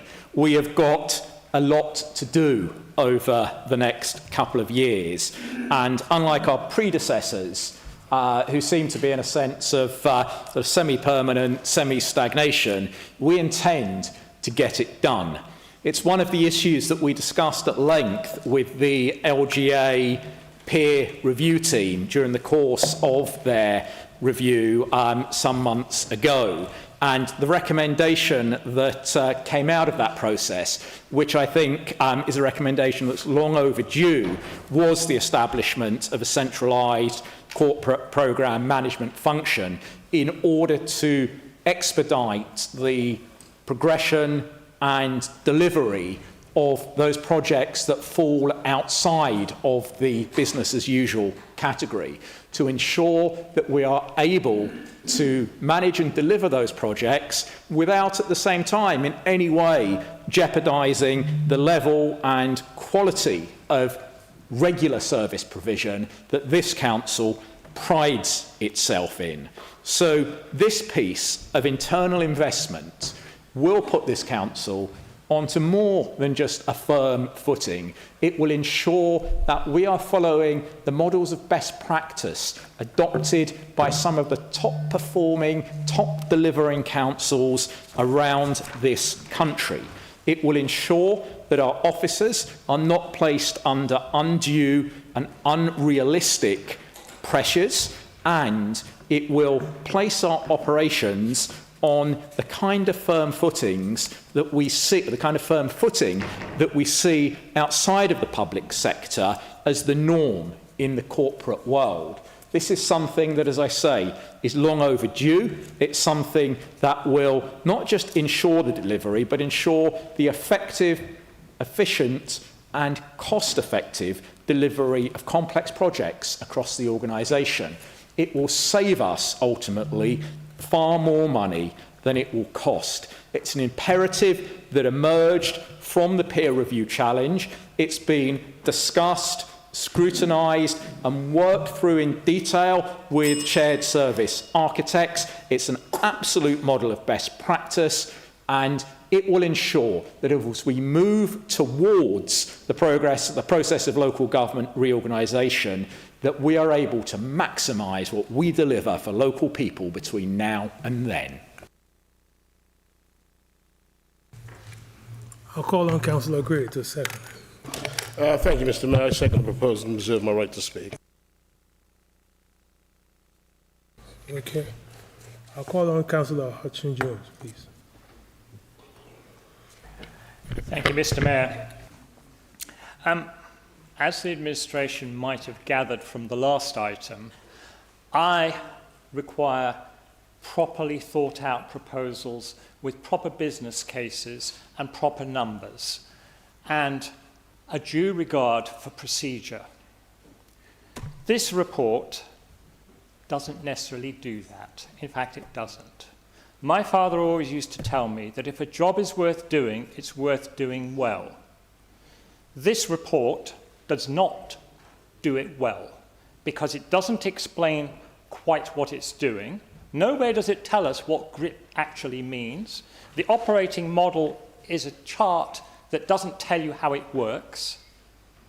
That is poor presentation, to my mind. It's because the proposal hasn't been properly thought through.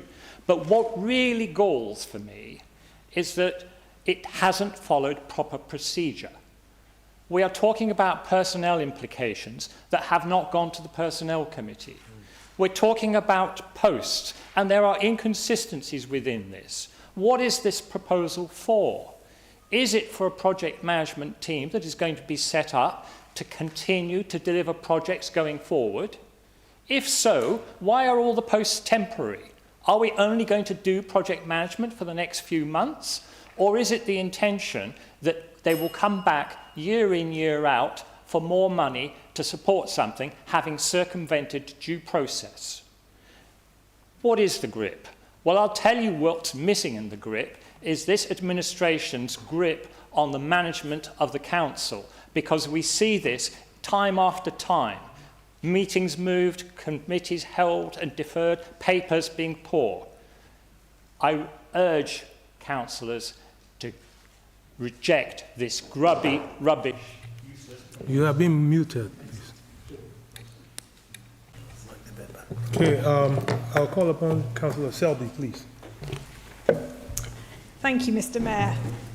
My first concern when reading this report was that, having sat on the Personnel Committee for over a year, I noticed that the proposal to approve funding of £285,000 for additional staffing and a flexible fund had not come to the Personnel Committee. I ask you, why not? We're being asked for more funding to establish a programme management function to provide additional capacity within the organisation. I'm all in favour of supporting staff and helping to ease workloads, and some excellent initiatives have been put in place in recent months. However, this is just another project to spend taxpayers' money on. With local government reorganisation on the horizon, and the time to recruit for these roles is probably at least 6 months, and recruitment is proving very difficult in these uncertain times, then anyone who is recruited might only have 1 year in the role until the authority disbands.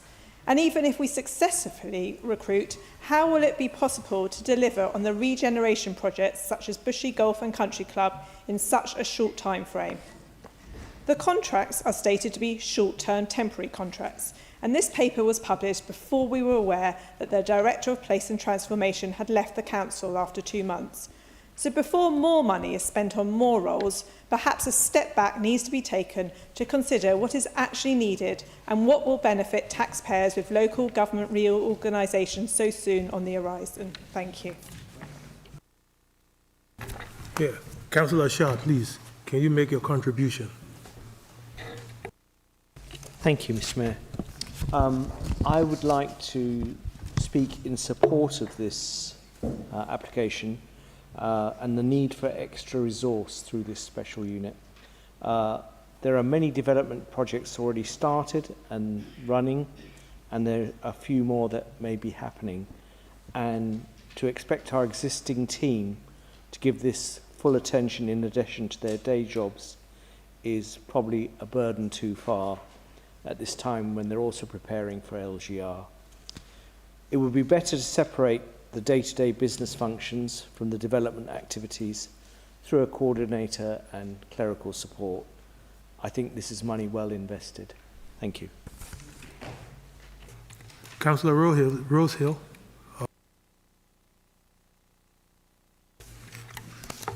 I'm going to invite Councillor Gray because he reserved his rights earlier. Thank you, Mr. Mayor, and I think some members opposite could do with getting a grip. This is an important step forward in how we deliver, plan and monitor our priorities as an organisation. We're preparing to launch our updated corporate plan in the new year, and we'll also be introducing a new way of working called the GRIP Office function, which Councillor Hodgson-Jones stands for Goals, Resources, Implementation and Progress. I'll wait while you write that down. Simply put, GRIP will give us a much better, clear picture on how well we're delivering on things that matter most. It will bring together information on our key projects, prioritise services in one place, help us see what's going well, where the challenges may emerge, and how we can respond quickly and confidently. One of the biggest advantages of GRIP is consistency. All major projects will follow the same procedures, the same reporting standards, and the same governance model, meaning clear information and better decision making. But most importantly, this approach is about support. The additional resource within the GRIP office will provide dedicated capacity for heads of service, ensuring they have the tools, the guidance and oversight they need without adding to their workload. In fact, it aims to free them up with more time to focus on what we do best, delivering excellent service and driving our priorities as an organisation. GRIP is about clarity, confidence and collaboration. It sets up and delivers more effectively, more consistently and with a greater share of understanding. It's genuinely exciting about what this will mean for us and our communities that we serve. Thank you, Mr. Mayor. Councillor Newmark, you will sum up, please. Thank you, Mr. Mayor. Look, the mood music opposite was very clear. They're jealous. They're jealous of the fact that this administration's delivering at a pace and at a level of quality that they never could. I reject Councillor Selby's message that just because of local government reorganisation, we should stop and engage in a race to the bottom. They're jealous of the fact that it's a Labour, Liberal Democrat administration that's bringing the best principles of the corporate world to the running of this council, something that they could never do. And Councillor Hodgson-Jones, there's another movie quote that comes to mind after hearing your speech. It's let's do the time warp again, because frankly, your conceptualisation of the way that things work is so very much of the previous decade, if not the previous century. The reality is that the numbers are there in the report. The objectives are clear. They're not only in text, they're in a diagram succinctly set out on a single page. The personnel implications are not ones that are required to go to the Personnel Committee at this stage. If you actually read the report, you would understand why. And the level of hypocrisy is astonishing. 3 weeks ago, when I appeared in front of Councillor Cohen's Policy Review Scrutiny Committee in this chamber, he harangued me and asked me to make a steadfast commitment that we would not employ any more permanent staff between now and local government reorganisation. So which is it, Councillor Cohen? Is it Councillor Selby's view that this is flawed because we're not recruiting the staff on a permanent basis? Or is it your view that we shouldn't recruit staff on a permanent basis? Get your act together, get a grip and support measures that will help us deliver for local people in a way that you never did.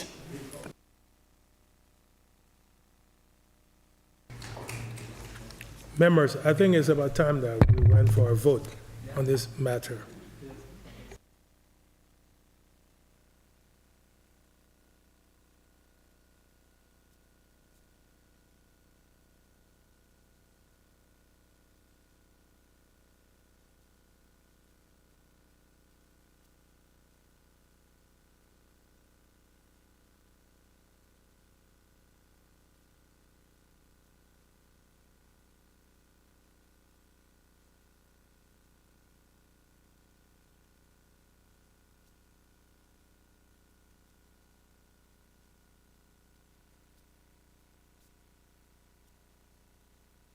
I'm afraid I have to make an announcement that it's being carried.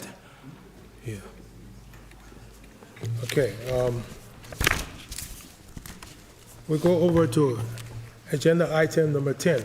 That relates to additional resource to fund an article. Yeah, resource to fund an Article 4 of the post HMO. And I'll call on Councillor Nick Oakley to move the recommendations as set out in the report.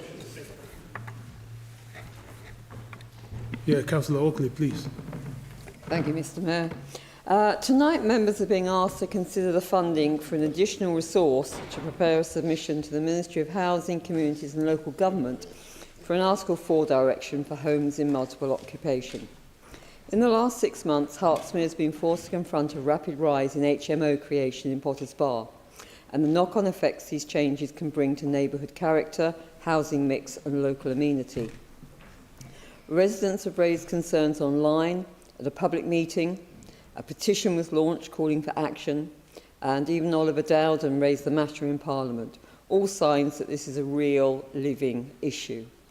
But let's be clear, HMOs are an important part of the housing mix, whether it be for students at the University of Hertfordshire, the Royal Veterinary College, or for people for whom a place of their own is not financially achievable. But what we cannot live with is unfettered growth in unsuitable properties or locations. We need the correct balance. So an Article 4 direction removes certain permitted development rights so that changes of use require full planning permission. It's not a ban on HMOs, but it gives the council and local communities proper oversight and the ability to consider impacts such as parking, waste management and the balance of housing types in an area. Hertsmere councillors met with residents over the summer and debated with them through a number of channels. The Policy Review Committee set up a task and finish group to study the issue, and I was happy to be involved, as was Councillor Matthews, the portfolio holder for housing. A map demonstrated the distribution of HMOs across the town, suggesting the Article 4 would need to be carefully worded to be effective and not risk being dismissed as too wide. This requires the expertise of an officer who's previously successfully met such a challenge. It is a technical and resource-intensive process. I'm therefore seeking additional funding of up to £150,000 for a dedicated temporary officer to manage the work, from evidence gathering and legal drafting to public consultation and submission. This could take up to 12 months. The council papers make plain this is not simply a political decision, but one that requires officer time, member input and careful legal framing so it will stand up to scrutiny by MHCLG and avoid legal challenge by developers. In closing, the drive for an Article 4 is a response to real community concern about the pace and pattern of HMO growth. It's not a short, simple fix. It's a measured planning process that must balance individual property rights, the need for varied housing, and the protection of neighbourhoods. To be effective, it needs continued public engagement, clear evidence, political will, and patience. Yeah, Councillor Sullivan, please. Thank you, Mr. Mayor. I rise to second this report. The rapid spread of HMOs in Potters Bar is now out of control. That is an exaggeration. It's what our residents live with every day. Homes being converted overnight with no scrutiny, and communities feeling powerless as the character of their neighbourhood shifts without their consent. As councillors, and especially Conservatives, we must act when something is clearly harming the people we represent. This is not a small issue, it's a systemic one. A gap in planning controls has allowed unchecked conversions, and our community is left dealing with the consequences. This report is a step in closing that gap. We need an Article 4 direction. We need evidence, capacity and professional expertise to deliver it. And without this funding, it will not happen. This needs to happen urgently as our residents continue to feel unheard. This is not a vanity project, it's not a luxury, it is a necessity for Potters Bar.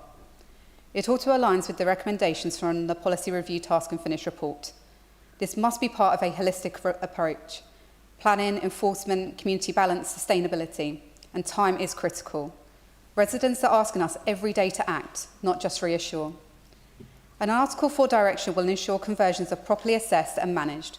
protecting community cohesion and giving residents a real voice in what happens on their streets. And we've all heard the same pleads. Do something, stop the spread, take this seriously. And tonight we can finally, though belatedly, start to answer those calls. I give my assurance that I will push to make sure everything that needs to be done will be done. We will build the evidence, consult properly and bring forward a strong, defensible Article 4 direction that protects our town. And this is not a political issue, it's a community issue. And I urge all members to support this proposal so we can begin the work Potters Bar has waited for far too long. Thank you. This matter is now open for debate. I will call upon Councillor Sarah Hodgson-Jones. Please. Thank you.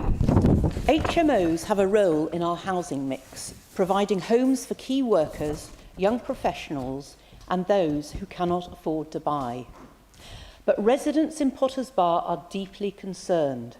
Streets across Potters Bar are seeing too many conversions.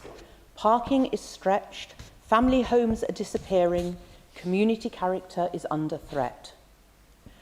We launched a task and finish review months ago to examine licensing, enforcement and planning controls. Yet before it even started, the council leader announced an Article 4 direction for Potters Bar. That was 4 months ago. 4 months of apparent urgency, and only tonight are we being asked to approve £150,000 to start the process. Residents have been waiting, watching and wondering why nothing has happened. Why was this not begun in-house? We have skilled officers who could have started the evidence base months ago. This delay looks like drift, and that's what erodes public trust. We support a robust Article 4 process, but the administration must now commit to a clear timetable with visible milestones and regular updates. Residents deserve action, not announcements. It is time to deliver on the promise, not just talk about it. Get a grip on the situation. Thank you. I'll call upon Councillor Nicholas, please. Okay. Thank you very much, Mr. Mayor. I rise this evening to speak in support of this report. It represents a vital and pragmatic tool to respond to a housing market that is failing far too many people in Hertsmere. We are all aware that the UK's housing crisis has only worsened, and for many households, such as low-paid workers, those in insecure employment, single-income households and students, the cost of home ownership remains completely out of reach. Even entry-level private renting is increasingly unaffordable, and so for many, HMOs are often the only realistic option. However, whilst in principle HMOs can offer more affordable accommodation, in reality evidence shows us that they frequently fail to close the affordability gap, and in fact too many HMOs charge rents that are impossible for those on low incomes. Without adequate regulation, they strain local infrastructure, exacerbating parking issues, adding undue pressure to refuse and local amenities, and in the worst cases lead to overcrowding, substandard living conditions, and potentially change the face of our towns and communities. That is why this proposal matters. Funding on an Article 4 post would allow our borough better planning oversight, whilst the withdrawal of permitted development rights to convert ordinary dwellings into HMOs without planning scrutiny would allow the council to assess each conversion carefully, assessing local need, amenity space, parking, waste, impact on neighbours, and ensure the preservation of family-friendly housing stock. Crucially, this approach does not account to a blanket ban on HMOs. Rather, it injects discretion and judgment into the process so that when permissions are granted, they offer accommodation that is in the right place, is properly managed, and genuinely serves the intended purpose of providing decent and affordable shared homes to those who need them. I therefore encourage you to adopt the report and allocate the necessary resource. Thank you. Yeah, I'll call upon Councillor Clapper, please. Thank you very much, Mr. Mayor. The evidence before us shows that HMOs are a borough-wide problem, not a Potters Bar problem alone. So Boreham Wood must not be treated as an afterthought. The council's own papers record concentrations in both towns, Potters Bar with around 83 registered HMOs and Boreham Wood with 52. and they acknowledge there are likely more unregistered properties operating in both places. Yet most of the public attention and drafting so far have centred on Potters Bar. The Task and Finish Group recommends Article 4 declaration measures targeted at Potters Bar wards, and that focus is already going through its paces.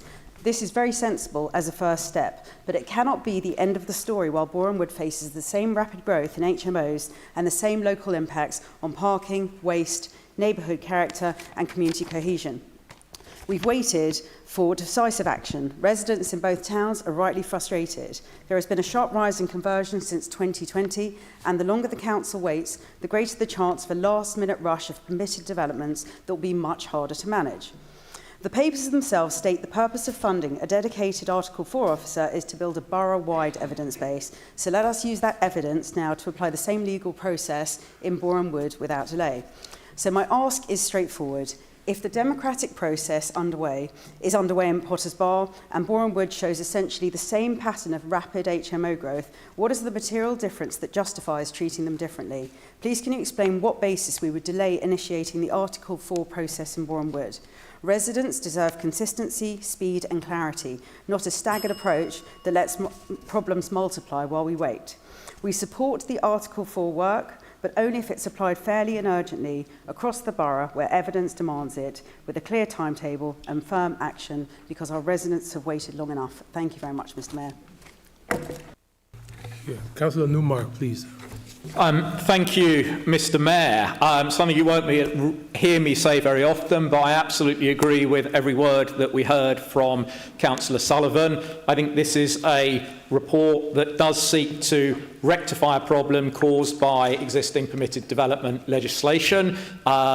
Legislation passed by the previous Conservative government, but we are where we are and we get on with the job. It's right that I declared war on inappropriate HMOs. I see the strength of feeling on social media. Sadly, in those same social media groups, I also see the demonisation of HMO tenants and the demonisation of immigrants who rely on HMOs for decent, secure housing. And I hope that Councillor Sullivan will join me in also declaring war on that kind of harmful and divisive rhetoric, because it certainly doesn't help progress this cause. It's delightful to hear the new incarnation of Councillor Clapper as a Reform UK member standing up for the residents of Boreham Wood. That's definitely a new tune in this chamber, and long may it continue. I have to say that the strength of feeling in Boreham Wood expressed on this issue so far has not been at the same level in Potters Bar. I think that might be partly because HMOs in Boreham Wood are surfacing in different areas and perhaps not changing the nature of individual neighbourhoods in the same way. But if the strength of feeling is there, we'll look at it and we'll address it. So, Councillor Hodgson-Jones, clear milestones. I'm sorry, you don't understand the process. It's not a linear one. It depends on the outcome of the research. You can't get a robust Article 4 in place without showing that you've reacted to and responded to the data as it comes in. There is no world in which you can do it in a linear way. Yeah. Okay, I'll call upon Councillor Oakley to sum up, please. Thank you, Mr. Mayor. This really is a project that we're actually completely behind. It's not something, as we've already said, that happens overnight.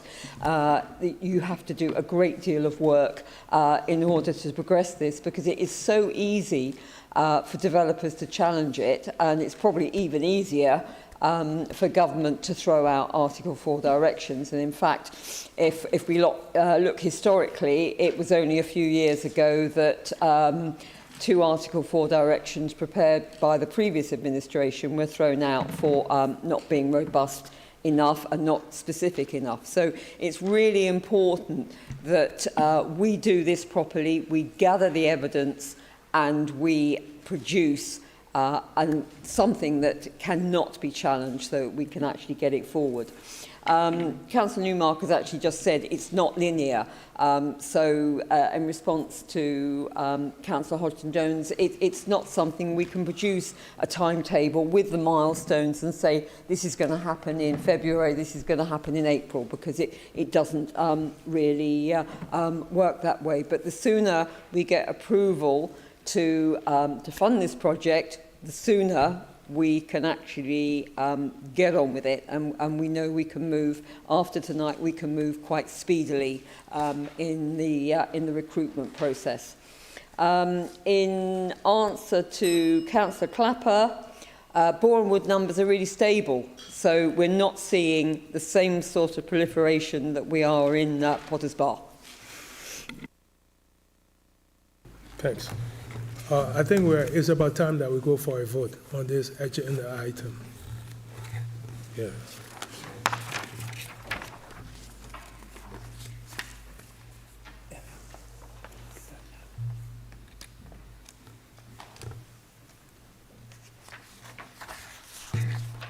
Well, it has been carried as far as I can see from my screen. It's unanimous, yeah. Yeah, it's unanimous.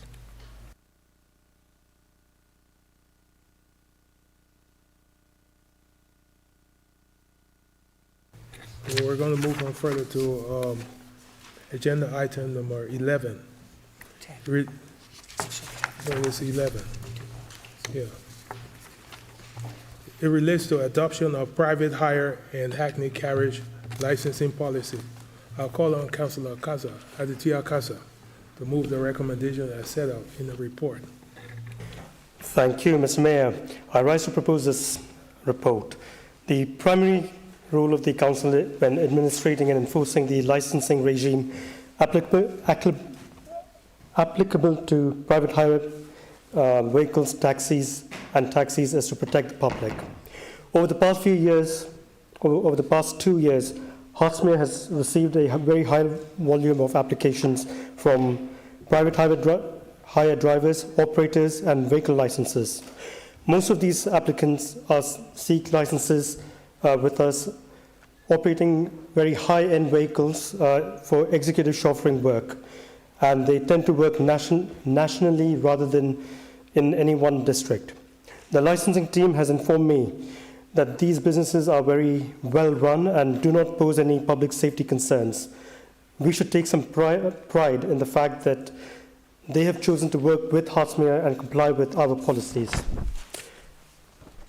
The national legislation regarding this has several flaws, and we cannot wait for Parliament to resolve this issue. For that reason, we have amended our policy to make the licensing regime more enforceable and to reduce the risk of general private hire vehicles being operated out of sight and out of reach from the Council's reasonable enforcement measures. Under the amended policy, general private hire operators with more than 10 vehicles will be required to maintain a physical office presence within the borough. This ensures the provision of Hertsmere licensed vehicles genuinely serving Hertsmere residents. It also puts the operators on the same playing field as existing businesses. Importantly, it distinctivizes an operator based in another district from licensing a token premises to use a large number of Hertsmere licensed vehicles to serve residents elsewhere. Other changes have also been made as outlined in the report and detailed further in licensing committee papers that the licensing committee members are aware of. One of the key aspects to consider, and there are three things to mention. One is that the drivers are required to comply a disability awareness training, and they will also be required to undergo medical checks every 3 years rather than every 5.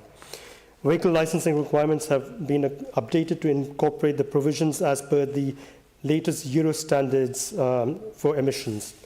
With that, Mr. Mayor, as the Chair of Licensing, I commend this report to the Council. Thank you. I'll call on Councillor Ponder to second this. Thank you very much. I rise to second this report. The adoption of the private hire and hackney carriage licensing policy represents a progressive step forward. The policy is not just a new set of regulations, it embodies our commitment to keeping the residents and visitors of Hertsmere safe. We're making public safety our top priority. The implementation of rigorous safety standards will help ensure that every journey taken in a licensed vehicle is as safe as possible. By conducting thorough background checks and regular vehicle inspections, we're taking proactive measures to protect our community. The emphasis on environmentally friendly vehicles is critical as we face the challenges of climate change. It's extremely important we're promoting healthier air quality for everyone in Hertsmere. Transparency in our licensing process will foster greater trust between the council, drivers and the community. By ensuring that our policies are clear and accessible, we invite open communications and collaboration. This will help us address any concerns promptly and efficiently, reinforcing our commitment to serving the needs of our residents. As we move forward, it will be crucial for all stakeholders, including the drivers, the operators and the council, to work together to implement these changes efficiently. The policy reflects Hertsmere's dedication to creating a safer, more efficient and environmentally conscious transport system. Together, let's embrace these changes, support our local drivers and ensure that Hertsmere remains a vibrant and safe community for all. Thank you, Mr. Mayor. Councillor Hodgson-Jones, please. Thank you. I support the proposed amendments to the licensing policy and recommend them for adoption by the Council. The amendments to the previous policy largely centre on safeguarding issues. Of note, Hertsmere considers that the cross-border hiring, which currently allows private hire vehicles to be licensed by other authorities and operate hundreds of miles away, undermines public safety and can lend itself potentially to child exploitation and grooming gangs. The new policy proposes that a general operator with 10 vehicles or more has a physical presence in the borough, enabling greater transparency for the public and greater accountability to the council awarding the licence. Another important revision is that medicals for drivers are undertaken every 3 years rather than 5 years as previously, and conducted by a registered medical practitioner who has sight of the individual's full medical history. These proposals were unanimously agreed at the September licensing meeting, and I urge colleagues to support. Thank you. Okay, Councillor Clapper, who would you like to make a contribution? Thank you, Mr. Mayor. We will support the updated private hire and hackney carriage licensing policy because public safety has to come first. For years, councils up and down the country have struggled with the issue of cross-border hiring, where drivers will register in an area with weaker standards but choose to work in places like Hertsmere. This creates an uneven playing field for our legitimate local operators and undermines confidence for passengers who expect consistent standards of safety and professionalism. This revised policy is a step forward. It strengthens the requirements of drivers, operators and vehicles, aligns more closely with national operators, best practice, and responds to the surge in licence applications we have seen since Transport for London have tightened its rules. Residents deserve to know that the person picking them up has been properly vetted, properly trained and properly regulated, and this policy helps reinforce that trust. I'd also like to acknowledge the work of the Licensing Committee. The proposals have been scrutinised thoroughly, and the fact that they were unanimously recommended gives members reassurance that this policy is balanced, proportionate and based on sound evidence. It is especially important that vulnerable passengers, including children, older people and those with additional needs, are protected by a licensing framework that is robust rather than tokenistic. However, the key issue now is enforcement. A strong policy written on paper is not enough if the council does not have the capacity to uphold it. So we need to know that the officers have the tools, training and staffing to challenge non-compliant operators, to deal with cross-border issues effectively and to make sure the high standards we're agreeing to tonight are the standards that are being applied on the ground. Residents and local drivers need confidence that this council will not only set expectations but will enforce them. So our priority is simple: safer journeys for residents, fairness for compliant drivers and a licensing system that reflects the high standards that Hertsmere expects. Thank you very much, Mr. Mayor. Apparently, I do not see any other contributors. So I'll call on Councillor Kaza to sum up, please. Thank you, Mr. Mayor. Yes, the issue of cross-border hiring is a huge issue, especially when we have, let's say, competition from, if it's Northampton, who issue a lot of licenses, and those operators operate here in Hertsmere. This policy to be introduced in the new year will address that. And obviously, we'll have further discussions, more detailed discussions in the licensing committee when we meet next month. But generally, there's nothing further to add, and I'm glad that the contributors have supported, in their words, our initiative. So finally, I just want to take the opportunity to thank, in particular, our Principal Licensing Officer, Adam Ward, and the other licensing officers for putting together this comprehensive report. And yeah, I commend this report to the Council. Thank you. Members, could we go for a vote now?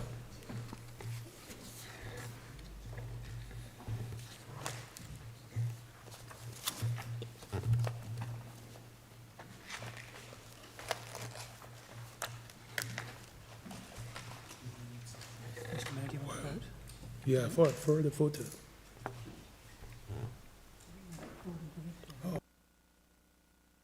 Oh. Just note the vote. Yeah, I pressed this stuff and it seems to be not working. Okay, it's noted. Yeah. Okay, thanks. It's unanimous. Thanks so much. Okay, we're going to move over to agenda item number 12. And that relates to urgent decisions exempt from calling. One decision has been taken with my approval as mayor as a matter of urgency. Local government reorganization proposal from Hertsmere Borough Council, which is the final recommendation of 19th of November 2025 cabinet. This was so that the submission could be made by the government deadline. Okay, we're moving. We have some headway now. We're going over to agenda item number 13, which relates to the report of the leader of the council. The process for dealing with the leader's report is clear. The leader will present their reports, followed by up to 5 minutes from the deputy leader. After that, there will be 45 minutes for questions and answers by the leader. This includes a response by the leader of the opposition who may speak on matters relating to the report for the same length of time as the leader, or a minimum of 10 minutes. After this, other members may wish to ask questions of the leader, avoiding personal statements and only raising questions on matters raised by the leader. I would expect you to raise your questions of the leader succinctly and not make lengthy statements. Councillor Newmark may choose to call on a cabinet member or a committee chair to respond to questions. So I now call on the leader to present his report. Thank you, Mr. Mayor. I understand there's been some speculation as to how long I may be speaking for. So, Councillor Sullivan, if you're sitting comfortably, I'll begin. Seriously, though, despite the chilly weather out there, this really is quite a wonderful, festive and meaningful time of the year in Hertsmere. It started with the most magnificent, colourful and musical Hertsmere Diwali celebration in Boreham Wood, organised by Councillor Rani and Deputy Town Mayor Councillor Tushar Kumar. This event's only in its second year, but it's already outgrown its venue at Allam Hall at over 600 attendees. It was a huge privilege to address the community, and it was wonderful to see so many of our local faith groups represented in a real celebration of our multi-faith tapestry around here. It was also a privilege to welcome 3 senior diplomats from the Indian High Commission and to have the opportunity to continue the conversations that I started with the High Commissioner back in September about developing provision for our growing local Indian community here in Hertsmere. I'm also looking forward to the public Hanukkah lightings that are being planned around the borough, more of them than ever before this year. Following the jihadi attack on Heaton Park Synagogue in Manchester, it's so important that our local Jewish communities feel safe and confident to celebrate openly and with pride. And of course, the Christmas spirit is very much in the air. I'm so pleased that we've been able to secure permanent Christmas lights in Potters Bar, and notwithstanding the sort of slight caveat we heard earlier, in Bushy as well. And I'm particularly delighted that Michelle Collins and another member of the EastEnders cast will be switching on the lights in Potters Bar, spreading the halo of our film and TV sector beyond the confines of studio doors in Boreham Wood. And at this time of year, of course, we pay tribute to our many council officers and staff who will ensure that key services, from waste collection to homelessness support, will continue to run smoothly and efficiently over the holiday season.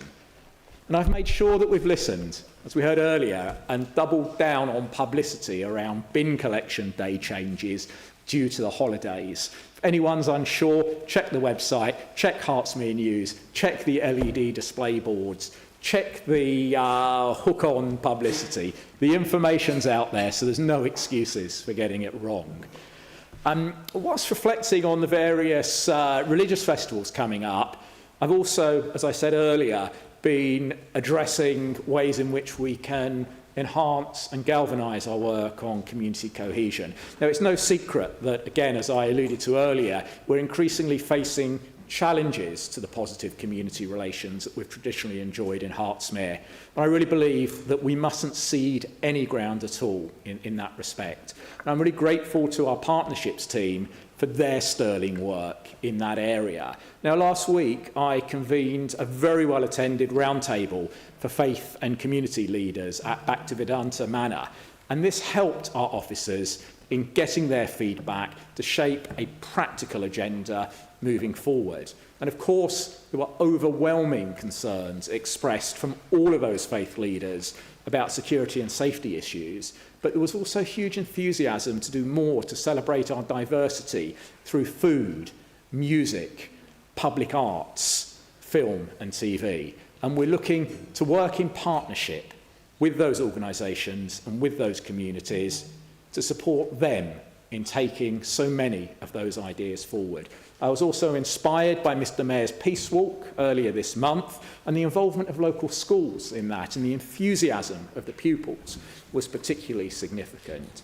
Now, in light of local government reorganisation, I do believe that we actually have a particular imperative around here to ensure that our local knowledge, expertise and institutional relationships as a council with faith and minority groups isn't lost in the bigger picture when Hertsmere becomes part of a larger council. And I hope we can all agree this evening that we actually do need to act positively and proactively to put safeguards in place against that risk now and over the next 2 years. And that's one of the reasons why, as I said earlier, after consultation with our local strategic partnership board members at Hertsmere Together, I've decided that next year's LSP Community Conference, which I think is on the 20th of January, will be dedicated to these themes around community cohesion. And I really want to encourage all councillors to make every effort to attend and have your say. And in a not entirely unrelated vein, yesterday I was particularly pleased to join Councillor Nicholas, Councillor Rani, Councillor Sachdev, our Chief Executive, Sajida Bijlay, and a number of council officers and staff to plant orange flower bulbs as an Orange the World event to mark White Ribbon Day, and indeed the start of 16 days of activism against gender-based violence. male violence against women, which is what we're talking about here.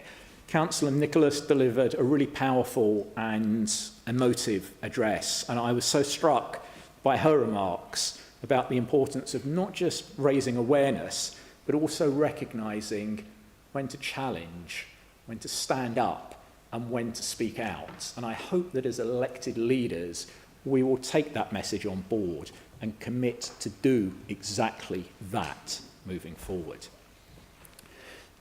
It would be remiss of me not to spend a few moments addressing today's budget and particularly its implications for us in local government. And I think for local councils, today's budget is essentially a prelude to the main act, because as we will all be aware, the really big decisions on local government finances will come with the final details of the local government settlement and finalisation of the fair funding review, which we're currently anxiously waiting for, and I believe they are due to be published around the 16th of December. Both through my role as leader here, but also as the finance and investment spokesperson for the District Councils Network, I'm engaged with government ministers and senior officials about the real difficulties that councils like ours are facing in the wake of austerity cuts and the potential risks to some widely used local services. And they are very open to hearing and engaging with those concerns. Now, today's budget confirmed that over 250 million can be saved by financial year 2030-31 by what the Chancellor referred to as cutting the cost of politics. And I think that primarily refers to local government reorganisation and the, to my mind, long overdue abolition of the elected police and crime commissioners. Now, the Chancellor's right that with the correct local solutions, significant savings and improved services can be delivered. However, we must also continue to warn the risks of weakening local representation. And I believe ultimately that there is a price of democracy.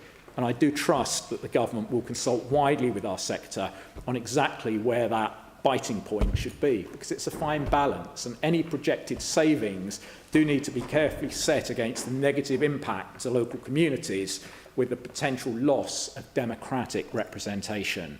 I'm really supportive of the introduction of a new power for strategic authority mayors to be able to charge a levy on overnight visitors and tourists to an area, particularly with the growth of screen tourism in areas like ours. This is something that I pressed for when I gave evidence to the Local Government Select Committee last year, and I'm pleased that this has been adopted and taken on board. The principle of local leaders being able to choose to levy these tourist taxes is a sound one, but I'm really clear that it needs to be implemented in a way that reflects the highly localised costs that tourism brings. And it's also essential that the leaders of principal authorities, including district councils like our own, are able to play a key role in determining precisely where and how those taxes are levied. And that's especially pertinent in places like Hertfordshire that do not as yet have mayoral strategic authorities and are unlikely to for a few years after the implementation of these powers. The government also announced the introduction of the new surcharge on council tax for houses worth more than £2 million from financial year 2028-29. We will be evidently collecting these funds locally, and I welcome the commitment that the costs of that process will be fully recoverable. I also welcome the commitment that the revenue raised will be used to support funding for local government services. However, if that revenue is to be raised to support, is to be used to support local government services, then I do think that the simplest way to ensure that happens is to show commitment to devolution and to allow councils like ours to directly retain at least a significant chunk of that new local taxation that they've collected. And I will be looking for opportunities to make this case in the weeks ahead. And finally, I warmly welcome the much-needed announcement of extra investment in planners and planning officers. Planning's become increasingly underfunded as councils have been disproportionately hit with the impact of austerity over the past 15 years, and there's no doubt that this measure will really help councils like ours. Beyond this sector, there's so much to commend this budget. It's about building a stronger and more secure economy. We're beating the forecasts with growth, with the upgrade to 1.5%. Wages up more in the first year of this government than in the first decade under the Conservative government. But clearly, nobody's under any illusion that there's so much more to do. And this budget starts to do that, strengthening our economy by rejecting austerity and more borrowing, as suggested by our opponents, but making fair and ultimately necessary choices, cutting the cost of living, £150 off average energy bills, cutting NHS waiting lists with 250 new neighbourhood health centres across England, and cutting government borrowing every year, year on year, so that interest rates, already cut 5 times since the general election, will continue to fall. We reject austerity and the cuts to public services that we saw under the Tories and that they and reform are threatening to bring back. And instead, we now have the highest levels of public investment for 4 decades.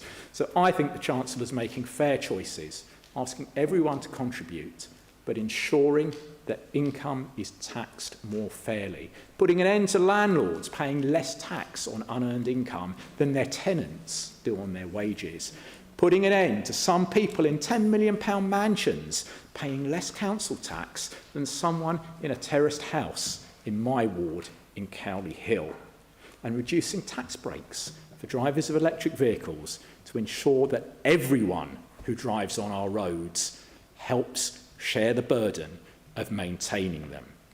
And critically, and perhaps most significantly of all, lifting 450,000 children out of poverty by removing the 2-child limit to deliver on Labour's historic moral mission of tackling child poverty that increased year on year on year under the previous government. So all of this, together with progress on our housing targets, is the path to growth, the path to security, and the path to prosperity. We're playing our part and seeing the results here in Hertsmere already, with things like the decision of global giant Equinix to buy the DC01 data centre in South Mimms Potters Bar. That's a game changer. It'll place Hertsmere as an international cloud-based AI leader. Together with Councillor Rani, I spent the day at the UK Screen Investment Summit with senior government representatives, major investors and sector leaders. And you know, Hertsmere was front and centre of this event, with the entire sector looking to us for leadership and wanting to learn from our local cluster's growth trajectory with the Sky approval, Fairbanks BBC development, and of course the revitalisation of Elstree Film Studios following our groundbreaking agreement with MBS after years of stagnation. So let's come together across this chamber and look to the new year in a mood of hope and in a mood of celebration. Celebration of our wonderful communities that I spoke about earlier. Celebration of our demonstrable economic growth. And celebration of the dynamism and aspiration of this council in committing to deliver projects like the immersive experience we came together and approved tonight over the next few years. As Deputy Leader of the Council, Councillor Shenton, do you want to make some additional comment? Yes, please. Yeah, please, carry on. Thank you, Mr. Mayor. I don't often comment on people's clothing, especially my own, but I need to mention that I'm wearing my orange tie, not just as its party colours, but to show support for 16 days of activism against gender-based violence. My colleague, Councillor Louise Nicholas, has been doing a fantastic job leading on this massively important subject. The most significant thing that this council will deal with is its own winding up. And last week we met as the full council and recommended to the Cabinet that Hertsmere support the 4-unitary option. And the Cabinet duly recommended that to the Secretary of State. The debate was generally well informed and argued, but I'm still frankly perplexed at the position of the main opposition party that I would characterise as, because we can't predict with total certainty what will happen in the future, we'll just opt out of the decision making. We never know with certainty what will happen in the future, which is why we use our experience and judgment and values to give a best prediction. If this council doesn't express a view on its future, then others surely will. The head of finance and his team are working tremendously hard on closing the gap between income and spending in next year's budget. But a 5% decrease in government spending poses a huge challenge. That is what we've been led to expect. They're compounding the problem by not telling us the outcome of the Fair Funding Review until the week before Christmas. No doubt in an attempt to hide it from public view. Balancing Hertsmere's budget whilst preserving essential services is difficult. Kent County Council are proving that it is much easier to make promises at an election than to deliver them. Last May, Reform UK in Kent promised to reduce waste and cut your taxes. They have now racked up a £20 million overspend and will be increasing council tax by the maximum 5%. Slogans are easy, delivery is the heartbeat. I too will be celebrating with our various diverse communities. I shall be at the lights around St James in Bushy on Saturday, lighting up whichever Christmas lights we can get. And I shall also visit the Hanukkah celebrations in the Rose Garden later on next month. I was also enjoyed visiting the London Spiritual Centre in Falconer Road last week to celebrate Diwali with them. I greatly value the diversity and the excitement of all the festivals that we experience in Bushy. Thank you very much. Yeah, I'll now call on Councillor Sullivan. Thank you, Mr. Mayor. And you have 10 minutes. No, she has 14 minutes and 37 seconds. Yeah, 14 minutes and 30 plus seconds. Thank you, greatly appreciated, Mr. Mayor. I rise tonight on behalf of the Conservative Group because Hertsmere's residents deserve straightforward, competent and responsible representation, especially on a night like this when national and local decisions collide and real people feel their impact. At this time of year, we mark both Movember and White Ribbon Day, alongside the start of the 16 days of activism to end violence against women and girls. These aren't just dates in the calendar, they're reminders of the responsibilities we hold as councillors, neighbours, friends and human beings. White Ribbon calls on us all to make a simple pledge, never to commit, excuse or stay silent about violence against women and girls. This year's theme highlights the rise in digital abuse, harassment, intimidation, tracking apps and online manipulation that could be just as damaging and as harm behind closed doors. It reminds us that safety is not just physical, it's emotional, digital and financial. And yes, economic pressures matter here too. When household budgets are strained, when services are stretched, when people feel trapped, the risk of harm can rise. The decisions we make, including the national budget, affect the conditions in which safety either grows or erodes. Movember reminds us again of the importance of compassion and early support. I want to thank colleagues like Councillor Clarkson and Councillor Quilty for championing men's mental health. 1 in 8 men will face prostate cancer. Statistically, several colleagues in this chamber maybe one day be among them. And these aren't abstract figures.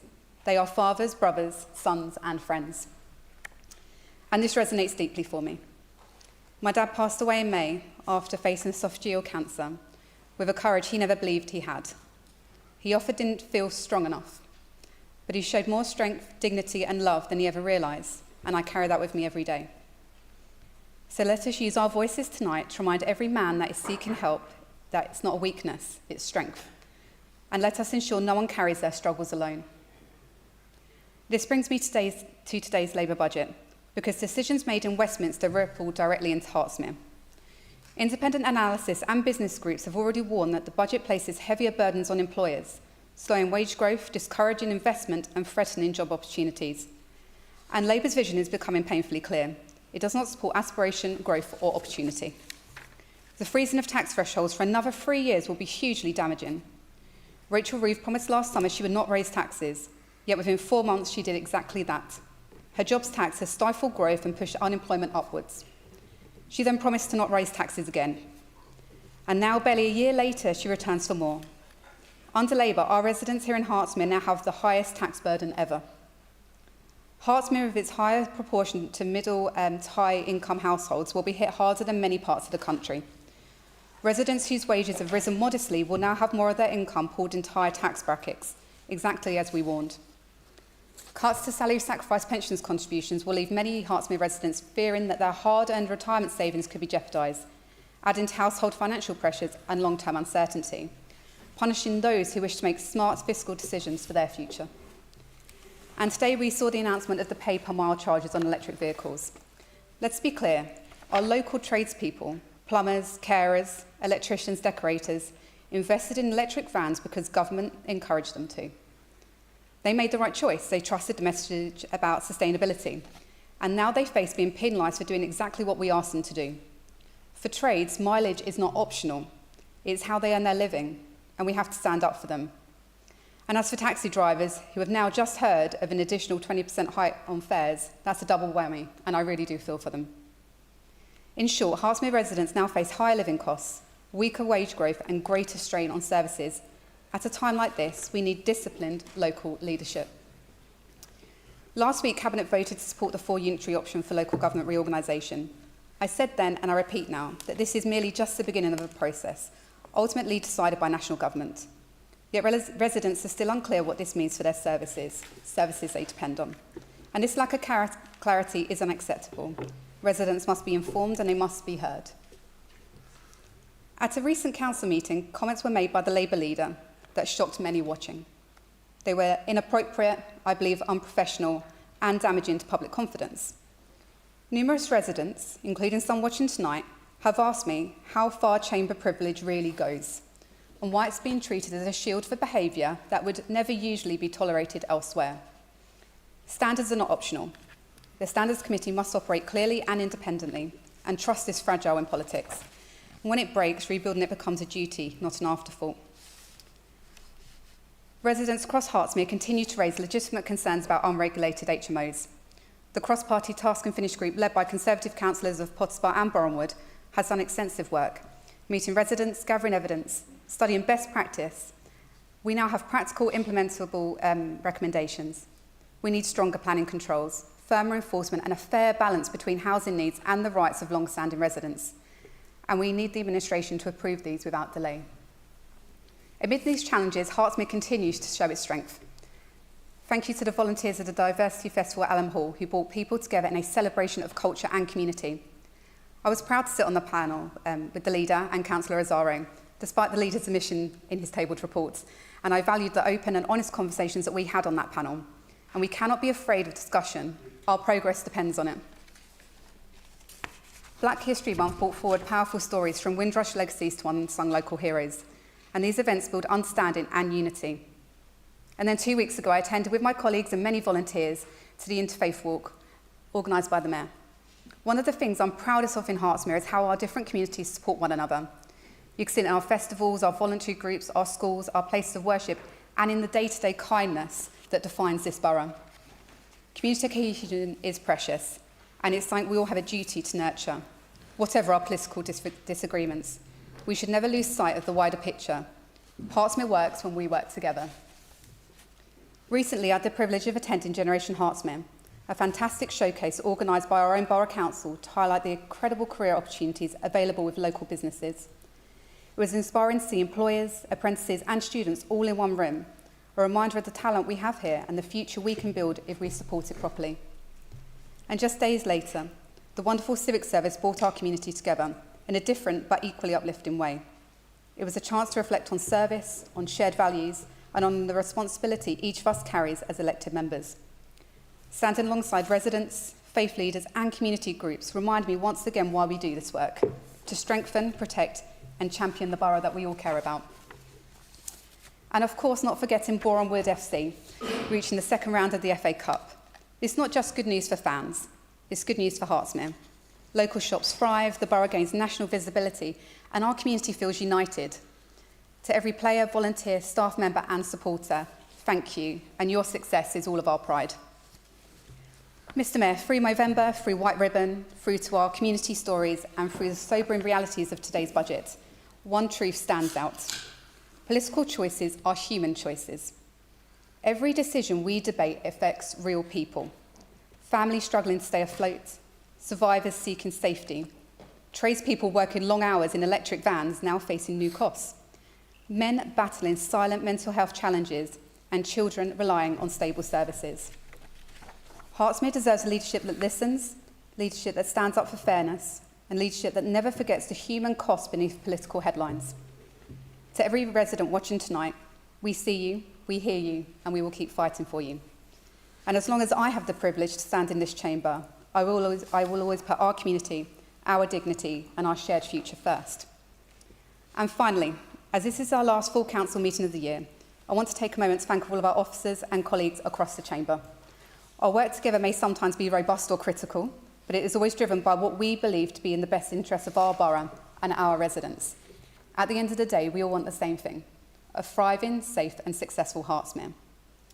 So we, on this side of the chamber, wish everyone a happy Hanukkah, a very Merry Christmas and a peaceful and healthy New Year. Thank you. Thanks. I'll now call on any other members to raise a question. Yes, Councillor. Thank you, Mr Mayor. I rise to speak in support of the 16 days of activism against violence against women and girls.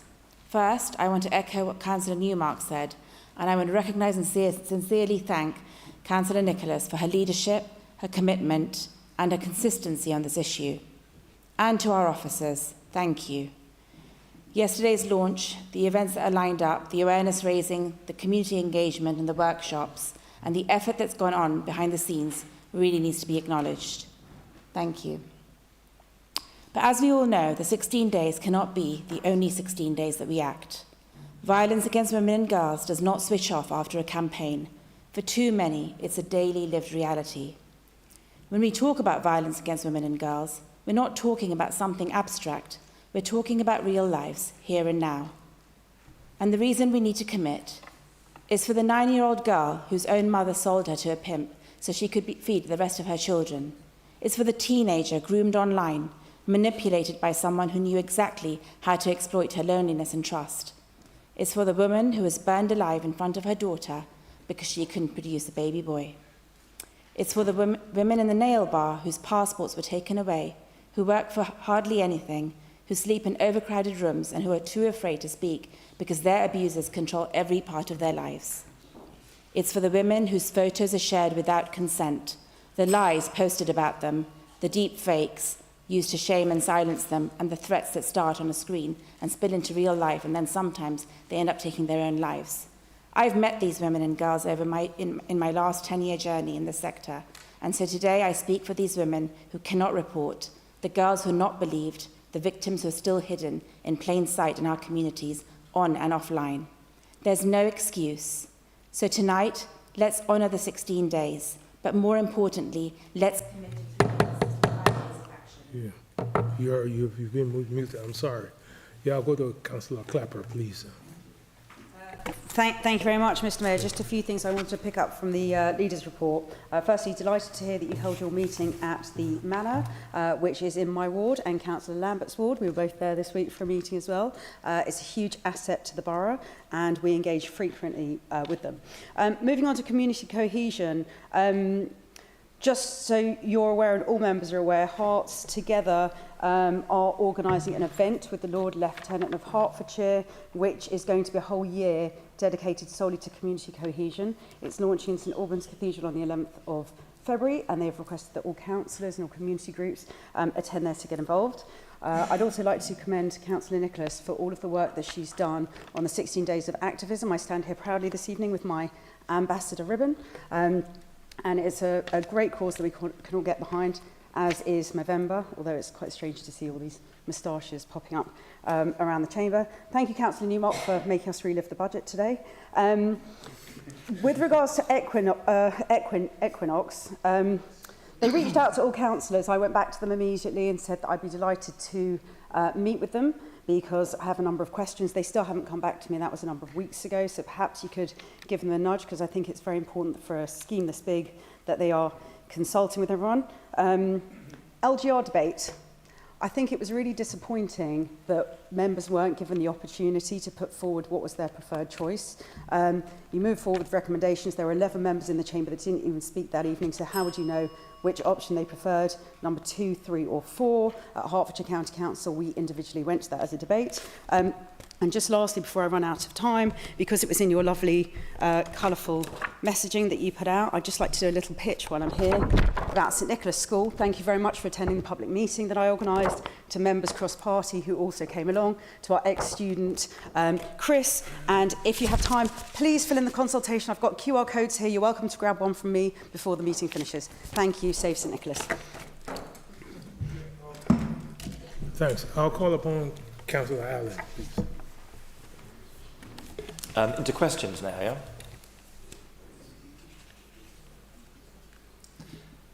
I'm slightly confused now. Are we now into questions? Yes? Yeah, go okay. ahead. Thank you. So we hear quite a lot in this chamber complaining about bins and Gary Lineker, but one subject that doesn't get discussed nearly enough is the future of Watford General Hospital, which is in an extremely poor state. It serves much of the borough, and its rebuild has been promised for a very long time, and final funding deal is still some way off. In the budget today, there was no mention by the Chancellor of what's happening with the funding. And could the leader give some assurances that he'll carry on doing everything he can to make the argument at Whitehall to get the money? There has been 3 other speakers have spoken. Councillor Newmark, do you want to say something? Do you want to respond? Yes, thank you, Mr Mayor. I'll try and be as succinct as possible. Endorse the comments from Councillor Shenton, Councillor Suckdev and Councillor Clapper about White Ribbon Day and the 16 days of action. Share Councillor Sullivan's support for Generation Hertsmere, and one of the key things I took away was that the robust and expansive presence of Equinix, of our studio sector, of the Elstree Screen Academy and all of the ancillary screen sector industries was actually tangible, visible proof that the kind of growth that's being delivered in those areas is transforming into training and job opportunities for young people in the area. Look, Councillor Sullivan, I agree with you.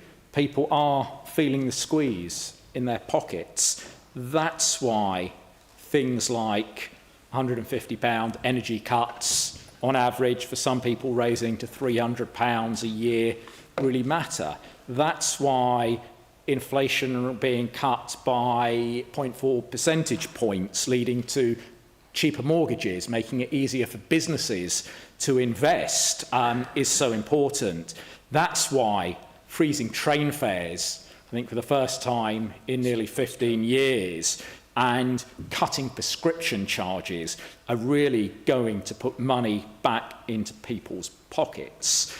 She talks about competent decisions, and I think that initiatives like ending asylum hotels, which will reclaim £70 million from sort of this failed Tory initiative, really matters. Recovering £400 million from the Tory COVID fraud grants scandal really matters, because this budget ultimately has had to take difficult choices, but I think largely they can be characterised as fair choices based upon a set of values, and those are values that mean a broken Tory welfare system that left children too poor to eat, and millions written off as too sick to work just can't be left unchallenged.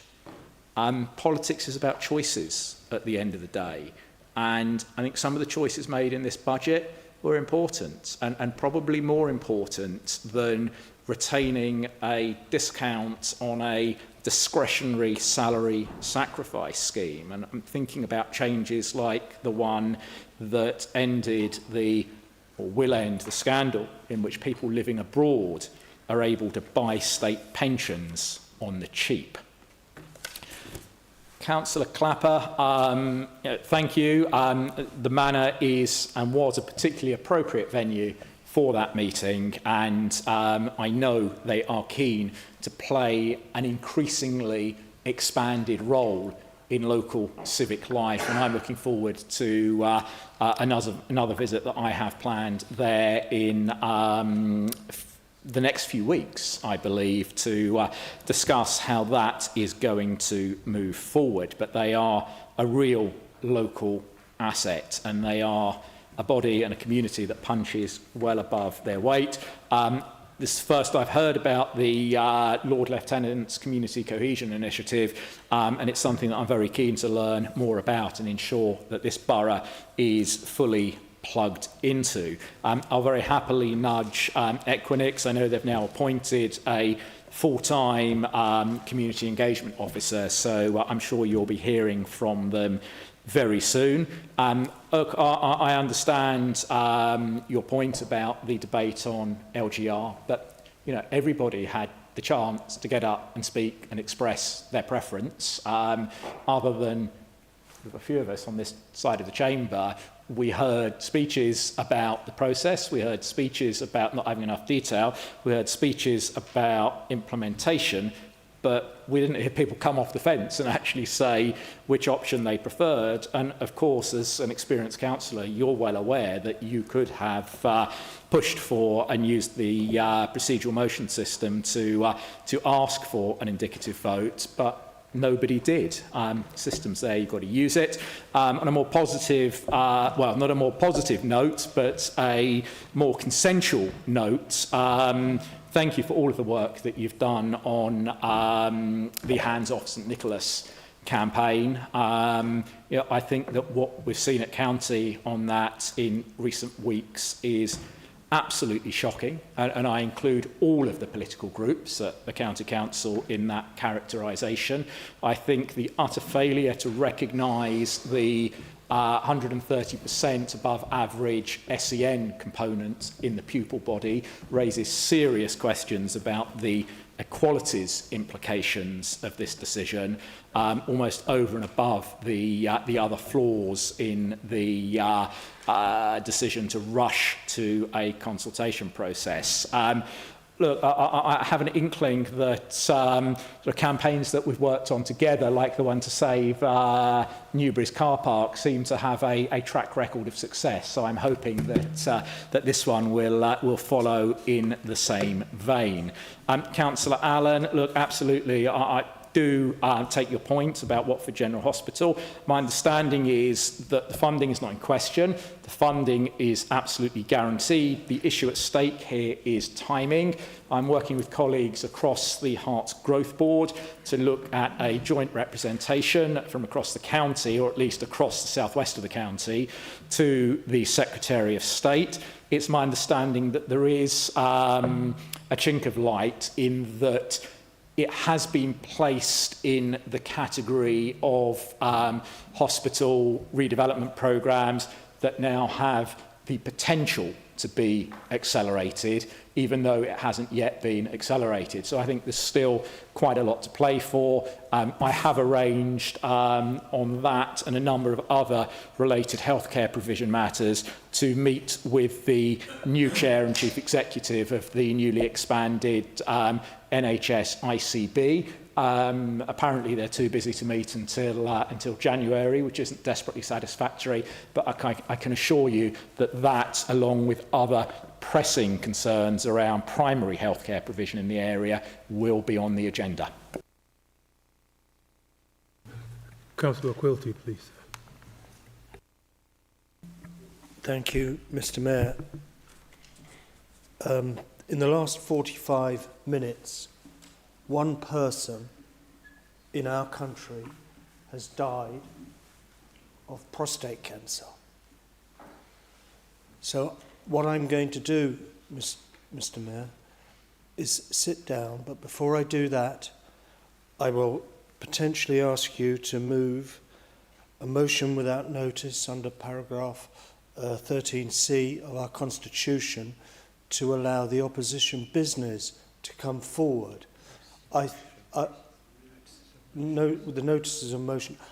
I think that Councillor Newmark would agree with me that the health of our residents in our borough is so important that we do need to have an opportunity to all talk about this, because it affects one male in every 8 in this room. I leave it there. Thanks, Councillor Quigley. I'm seeking advice from my legal team. Mr. Mayor, I'd second that as well. Well, you can't move a procedural motion at this stage in this item of business. You should wait until the next item of business. What you can't do is curtail a current item of business by proposing an agenda item is brought forward. You can, of course, do that immediately after this item ends. So my recommendation to the Mayor is the first item of business then, because we still technically have 20 minutes of this to continue, is I'll ask the Mayor, my recommendation to the Mayor is that he asks the meeting, does it want to continue after 10 o'clock? Once we've dispatched the leader's report, then I think up on your pins and make that and second it, and then it's a procedural motion. It can be voted on then, and if that is the decision of council, then that item can be brought forward. Thank you, Mr. Mayor. That would be very good, and you would be helping 1 in 8 men in this country. Yes, I'm pleased that you have taken this into consideration. I'll move over to Council. Ask if the meeting wants to continue. First of all, I would like to ask you folks and then whether you folks would like for the meeting to continue after 10 o'clock. Please show of hands, please. That's great. Okay, that's agreed. Okay, that's great. Okay, yeah, Councillor Gray, please. Thank you, Mr. Mayor. I just want to ask the leader if she'd like to join me in congratulating our community safety manager, Lauren, who actually led with the antisocial powers that this council has and closed down the mini-mart in Shenley Road under antisocial behaviour laws, where over £40,000 worth of illegal drugs and tobacco was removed. I want to assure you that this may have been the first time that Lauren led with, in conjunction with the police, trading standards and Her Majesty's Revenue and Customs, but it certainly won't be the last. And while I'm on my feet, I'd also like to thank Councillor Nicholas for all the work she does, not only to put it in the 16 days of action together, but for every piece of work that she does, week in, week out, has her role as the member champion for violence against women and girls. It's a pleasure working with you, and I love the fact you never say no. Thank you. Okay, I'll move over to Councillor Clarkson, please. Thank you very much, Mr. Mayor, and thank you to the leader for his excellent report. I was just surprised that it hadn't been leaked to us an hour and a half before, as is Labour tradition at the moment. But the leader talked about politics is about choices, so I thought I'd just remind the Mayor of some of the choices of today's budget. Income tax hiked, pensions tax, council tax hiked, tax on rental homes, rents are up, tax on drivers taxed, tax on your savings, yes, they've been taxed as well, family homes have been taxed, taxi drivers have been taxed, hotels have been taxed, even milkshakes are being taxed, Mr. Mayor. And so I'm going to ask the leader, can he please protect the vital community hubs where we can literally drown our sorrows, and that is our local pubs, our locals? Because do you know what, I was down my local actually today, the Pick and Shovel in Boreham Wood, and speaking to the landlord there, do you know what, his business rates have gone up £13,264 this year because of Labour's jobs tax. You see, we can't even drown our sorrows about this budget, Mr. Mayor, because there's thousands in extra business rates for the pubs, £800 extra per worker in national insurance, higher pint prices, and the landlords now have to police what people say. So I asked the leader, we need to drown our sorrows after this budget today. Excuse me, Councillor Clarkson, have you got a question? Yes. Will he do everything in his power? Please, will he do everything in his power in light of the budget to make sure that our local community pubs don't close, don't suffer under the jobs tax, because we do need to drown our sorrows after this disastrous budget.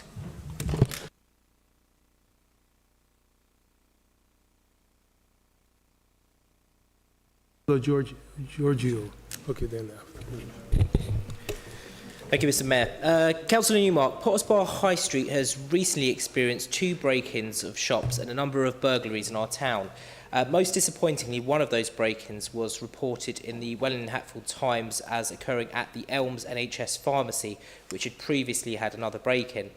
Will you write to the Hertfordshire Police Crime Commissioner asking that he take action to protect our high street and increase their efforts to catch and prosecute burglars in our town and across the borough? Thank you.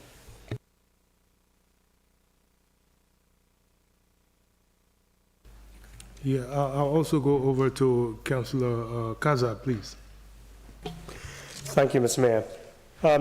Councillor Newmark, as you're aware, the national government have announced last week, as part of International Men's Day, that they'll be making a 3.6 million investment in suicide prevention, which targets especially middle-aged men. So, can I ask the leader if he can write to the county council and see how much of this overall investment being allocated to Hertsmere, to Hertfordshire, will come to Hertsmere. Thank you. Okay, I'll move over to Councillor Rani, please.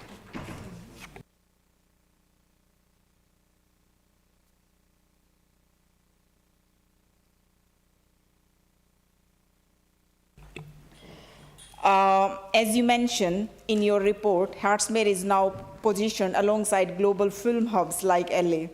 What plans does the council have to ensure local residents, particularly young people, benefit through scholarships, apprenticeships, and practical training linked to LSD Studio and the new visitor experience? Councillor Newmark, can you respond, please? Sorry, that's an awful lot in one go. Councillor Quilty, I'll try and help you here. The opposition business that's tabled on the agenda isn't the one about prostate cancer. The one about prostate cancer is a notice of motion. It's something on which I think there is cross-party support, and to avoid having to spend time on procedural stuff, if I'm right and there's cross-party support, I'd be very happy to sort of go straight to an indicative vote on that after this item has been concluded, so that we can indicate our support without wasting more time on procedure and possibly missing other motions off the agenda. Councillor Gray, absolutely. I'm said for a while that we have these enforcement powers and that we have been strong about talking about them and weak about using them. I'm really pleased to see that this is the first instance of using them in a firm, somewhat dramatic but very necessary manner, and I commend our community safety team on their joint working with the police and other enforcement agencies on delivering that outcome. Councillor Clarkson, yes, there are more taxes because we have to repair the black hole that you left in the economy. I'm somewhat sympathetic to his comments about beer and milkshakes. I don't really sort of drink as many of either of those as I used to on my sort of new health regime, but I do take his point about the significance of local pubs to our economy. It is a cause that is close to my heart. I'm pleased to hear, at least it's my understanding, that one of the pubs in Elstree that has remained shut for a number of years is now likely to reopen as a pub. I hope we see more of that, and I'll very happily take him for a pre-Christmas pint to discuss this earlier. Beer or milkshake, it's your choice.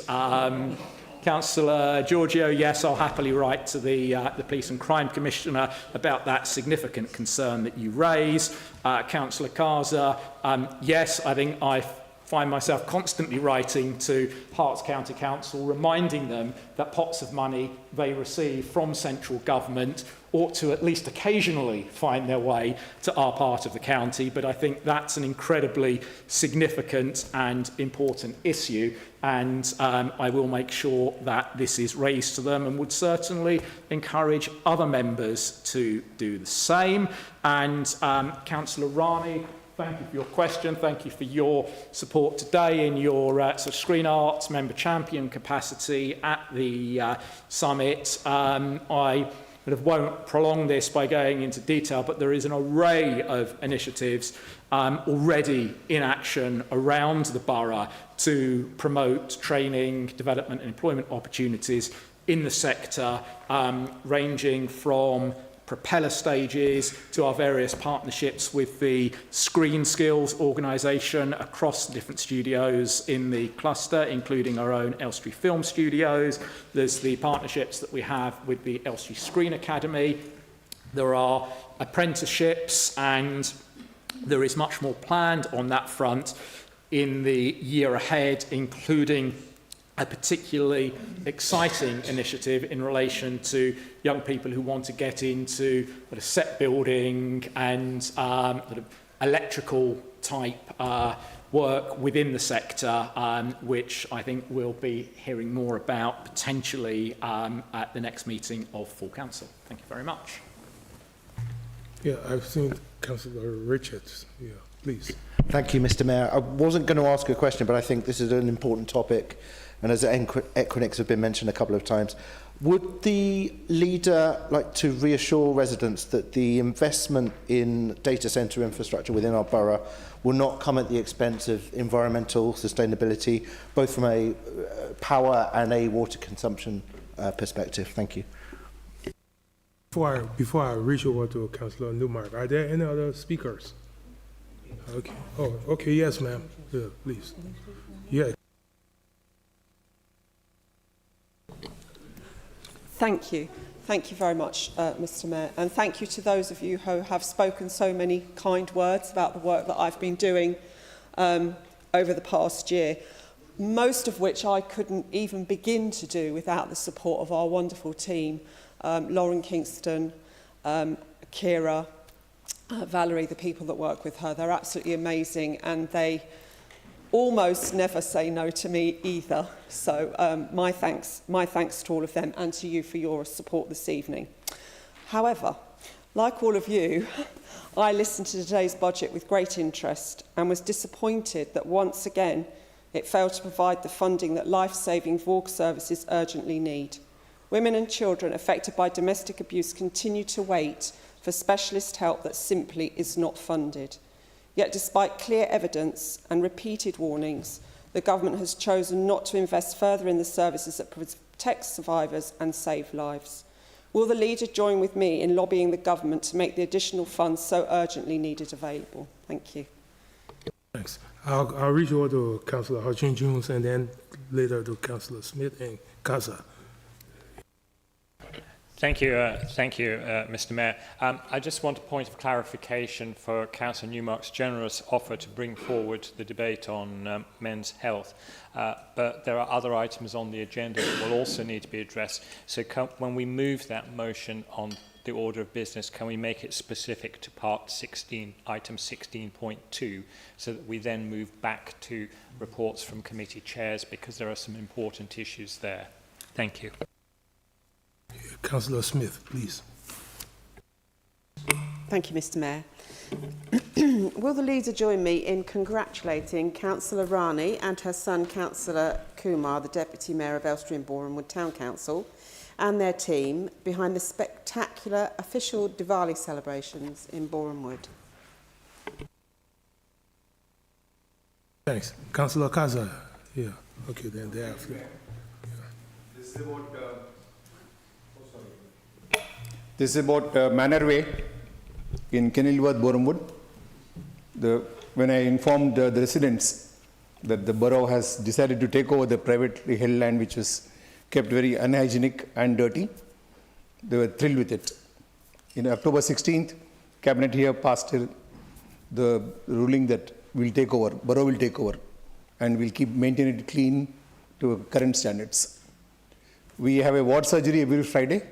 So my question is, what can I tell them by which date that it will come up to acceptable standards, the road as such, which has been taken over by the borough in October?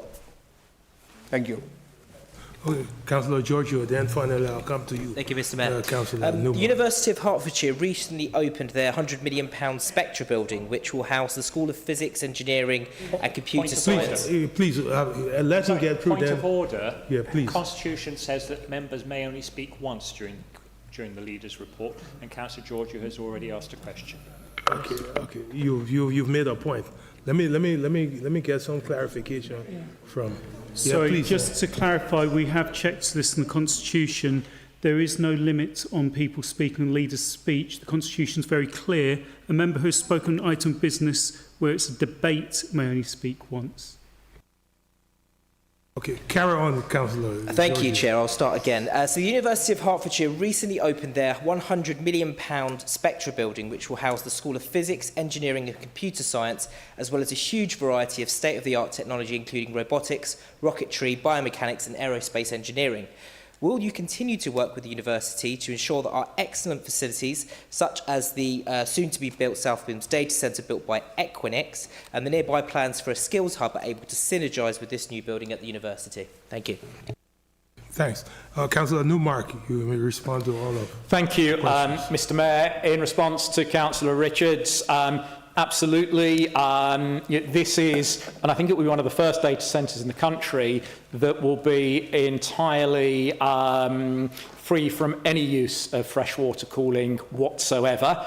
And it utilises a new densified server rack system. Understand that's a technical term that massively reduces power consumption. So not only will it be a world-leading data centre, it will also be world-leading in terms of its sustainability.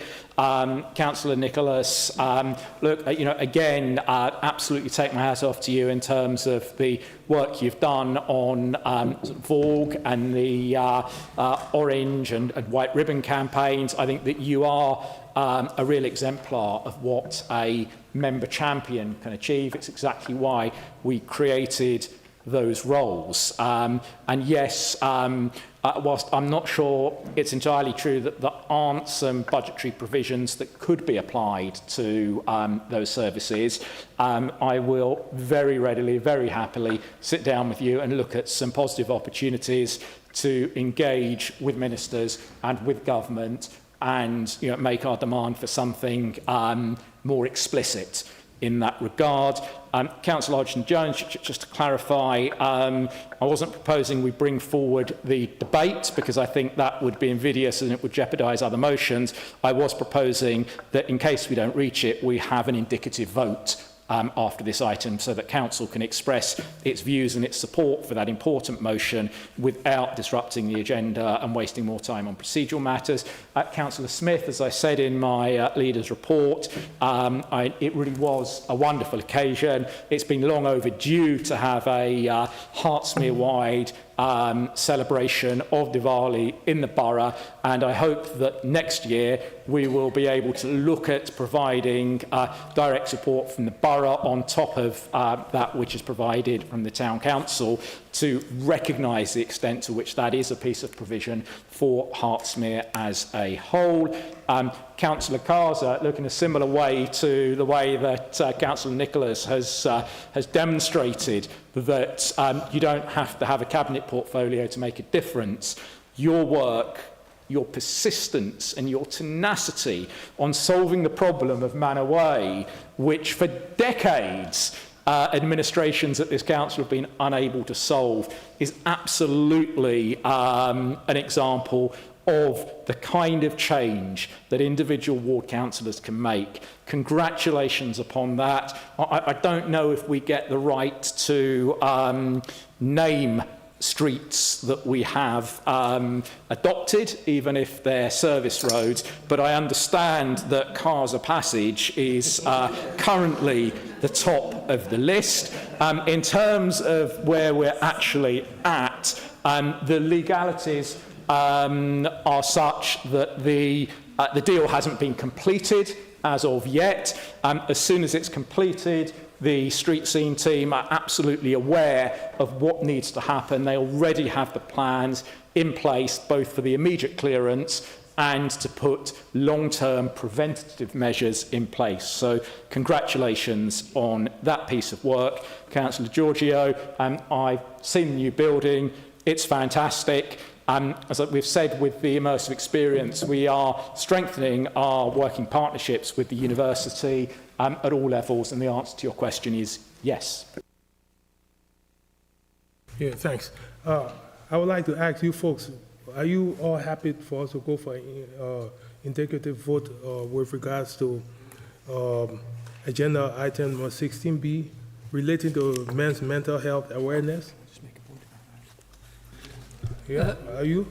Can I just amplify what the Mayor has said? If we want to move too quickly to deal with an item which is agreement, the mental health, the men's mental health issue, we simply need to be moved and seconded so it's before the meeting, and then I suggest we move straight to a vote on it, and that will leave time for another motion to be considered by the council. But yes, Councillor.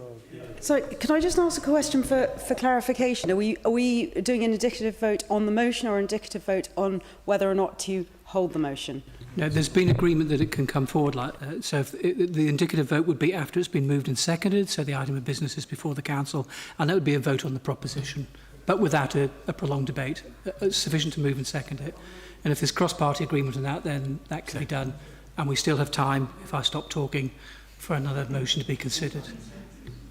So, yeah, Mr Mayor, I propose to move to indicative vote please. on that motion. Yeah. Pardon me? I propose to move an indicative vote on that motion. I'll second it, Mr Mayor. Okay, thanks. I mean, that... Go to vote. Okay, that has been noted. Therefore, we are going to go for a vote. Please. Yeah.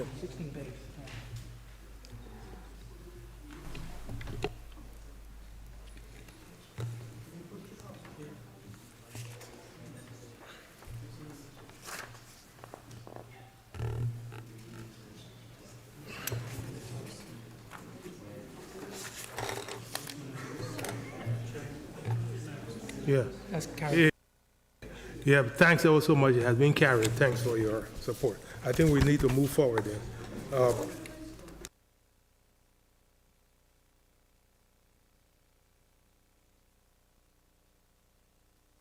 Pardon me, I think we need to revisit where we left off. Yeah. Okay, that is...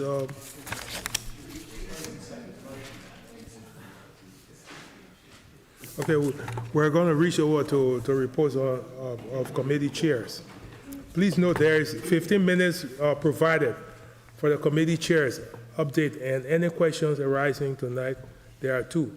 I call on Councillor Aditya Kaza, the chair of the licensing committee, to make an oral report. Yeah, please carry on. Thank you, Ms. Mayor. Yeah, so the licensing committee, we met on 27th of September of this year, our first meeting for this year that we had. The membership has now changed, which now includes Councillor Brisky, welcome back, and Councillor Paul Hodgson-Jones, who've joined the committee. In September, we did discuss the proposed amendment to the taxi licensing policy, which we again heard earlier this evening. We went in more detail during the committee meeting. Officers felt that the balance needed to be sought in what the council required in its policy so as to not to unfairly impact legitimate businesses, such as sole traders licensed at their home addresses, whilst ensuring that the system was transparent and, to the public, and customers of any operator licensed by Hertsmere could identify a person to whom the complaint was made, and that Hertsmere did not license a large number of vehicles which operated in the areas of other authorities while potentially undermining the policies of those authorities. So that's a quick summary, Mr. Mayor, of our meeting in September. That's my report. Thank you. Do any members have questions? Yes, Councillor Green. Yeah. Thank you very much. Can I ask what the council's doing with respect to the eco-friendly taxis that we've been hearing about? Can you give me more information on that, please? Thank you. Okay, yes, Councillor, go ahead. Thank you, Councillor Green. I must say, a green question from a green councillor. I mean, jokes apart. Once the I do have an answer for you. Once the council aspires to have more EV vehicles on our roads, especially private hire vehicles, we recognise that the vehicles are expensive and might have service and safety impacts which do not enable taxi service beyond a certain length or journey times, as it's needed to, as those vehicles are needed to be recharged constantly. The Council currently requires vehicles to be of a Euro 6 compliant standard, which came into force in 2015. All the new vehicles after September 2016 meet these requirements. However, we are supposed to be transitioning to a new Euro 7 standard, which was supposed to be introduced in July this year, but has been delayed. So once the new Euro 7 standard is implemented and becomes more commonplace, the licensing policy regarding the age of the vehicles will ensure that older, more polluting vehicles and drivers who want to ply their trade will be reduced, providing more eco-friendly vehicles for our Hertsmere residents. Thank you. Thanks all so much.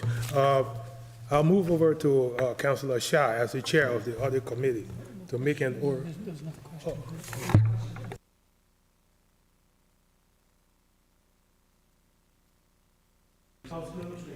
Oh, Councillor Oakley, yeah, go ahead. I do apologize. Thank you, Mr. Mayor. I realise the last meeting was dealing with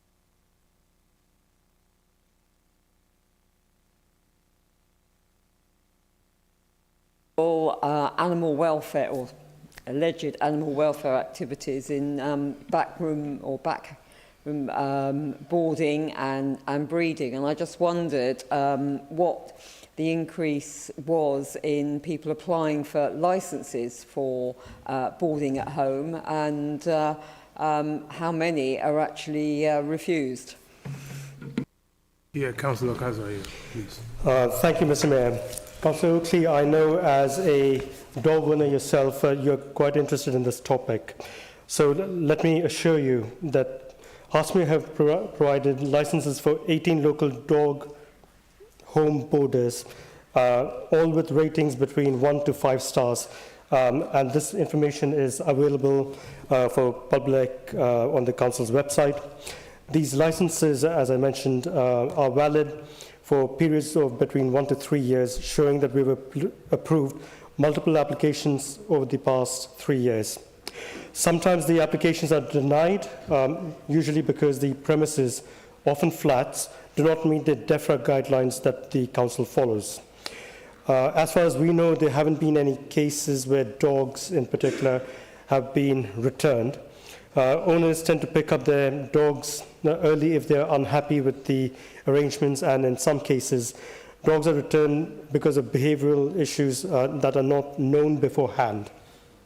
We haven't received any complaints about our boarders, and the most recent enforcement efforts have been aimed at unlicensed boarding operations. Last year, we issued new fixed penalty notices for illegal boarding and have had formal interviews with several others. Thank you. Yeah, Councillor Clarkson. Yeah, please. Thank you, Mr. Mayor. Just a quick question, actually, in light of today's budget. I was just wondering, would the head of the licensing committee think that actually due to today's budget, with the extra taxes on taxi drivers, that there may be a downturn in taxi drivers applying for new licenses in Hertsmere? Yeah, Councillor Kaza, can you respond? Thank you, Councillor Clarkson. The increase of the taxes, as you alluded to earlier in the speech this evening, I've made a note of it, and I will raise it up with our licensing officers and see how it will affect our taxi drivers. Thanks you all so much. I'll move forward to Councillor Shah, who is the chair of the audit committee, to make an oral report. Thank you, Mr. Mayor. You've got the written report there, and I'm not proposing to read that again. Hope you all read it. We were a bit disappointed because we get a lot of external advisors coming to audit meetings, and if our audit team is inquorate, that's very embarrassing for us, and it seems like they've wasted their time coming to the evening. So could I ask all members of the audit committee to try and be there? It's very difficult to get a substitute because the nature audit is such, but what I would suggest is if you can ask another member who was previously a member of the audit committee to sub for you, that may be acceptable. Thank you. Right, so in addition to that, I wanted to say a little bit about Tom McCartney, who's the independent external member that has been appointed. Been with us for about 8 months now. He's been an invaluable addition. As a qualified chartered accountant, he's been very diligent in monitoring the reports, both internally and from the auditors. He's brought a fresh perspective through his considered comments and questions. Pre and post audit committee meetings, we talk about matters, so I ring him before the meeting and after the meeting, and then we raise any issues we have pre or post meeting with Matt Bunyan. This week, we all had an online meeting with the new auditors on Monday regarding the value for money statement that's going to be coming out shortly. Apart from spotting typos, Tom made some valued suggestions on how the formal tone of the language being used could be tweaked to better reflect the actual reality of how our finance team is working, so that was good. Once our LGR partner councils have been known, we're going to look to engage with the audit committees from those councils as well, to see if there's any common findings or issues that could then assist with a smoother transition to the unitary authority. So our audit committee performs a vital scrutiny function. I've attended 2 online training sessions with other audit chairs, and as a consequence, I'm working to make the audit committee more constructively inquisitive and improvement focused in the run-up to LGR. And that's my report. Thank you. Yeah, Councillor Alexander, please. Yes, thank you very much, Councillor Shah, for that report and your frankness regarding the meeting, which was incorrect, which, as you say, was a shame. But thank you for the steps you are taking to ensure that that sad episode is not repeated. But notwithstanding that the meeting was incorrect, unfortunately, there was a informal, I presume, discussion that took place. And I noted from the report of the Audit Committee, homelessness is flashing red as a red risk. And if my understanding is correct, that relates to the fair funding review. And of course, we don't know what the outcome is going to be. And therefore, if we don't get as much homelessness grant as we've had previously, that means that we are then at risk of not being able to meet the previous expenditure that we've been able to meet on homelessness. So what mitigations are in place? Because clearly we have a duty of care to people on our streets. Hopefully they won't be on our streets in Hertsmere. How can we mitigate those risks to our people of Hertsmere that we don't have an uptick in homelessness? Excuse me, pardon me, please. Sorry. Yeah, I will go over to Councillor Hudson-Jones, and you can answer both questions thereafter. Yeah, please, Councillor Hudson-Jones. Thank you, Mr. Mayor. As somebody who has been on the Council's Audit Committee since the day I joined this Council 18 years ago, I was absolutely appalled that we were in quorum in September. This has never happened before. And not only were we not quorate, but the members who were absent hadn't even apologised and sent their apologies in advance. They knew this was in their diary, and they were at a function that they knew was going to be in their diary months ago, so that there is no excuse for not having sent substitutes. And yes, it's important that members who attend audit committee are able to engage constructively, but it's even more important that the meeting is actually able to proceed. So it's not good enough to say that there are other people who aren't trained and therefore not interested. It is incumbent on a member to make sure they have a substitute. The new independent member Excuse me, do you have a question?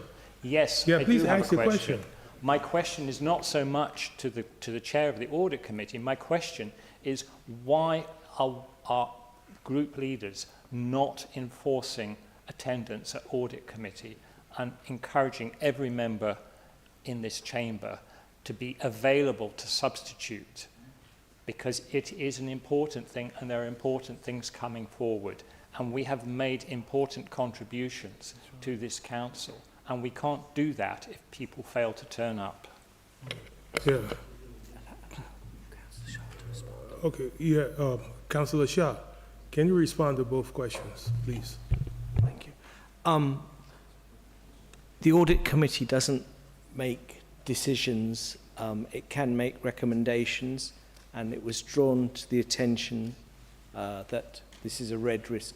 So we're not in a position to go and tell you we've got to get money from here or there, but we have to draw attention to committees of what the problems are. So we're a recommendation body rather than a decision-making body. As for the inquiry meeting, it was very, very embarrassing.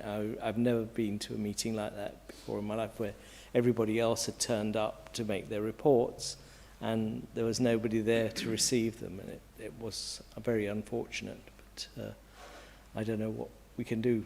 I've written to every leader, so hopefully it will never happen again. Thank you. Yeah, well, thanks ever so much.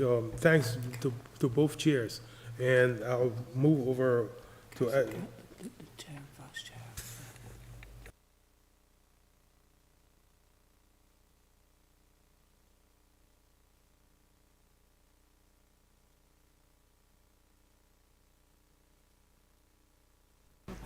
Okay, I would like to say thanks to all of you now. Can I call on Councillor Ponder as the chair of the Operations Review Committee to make an oral report?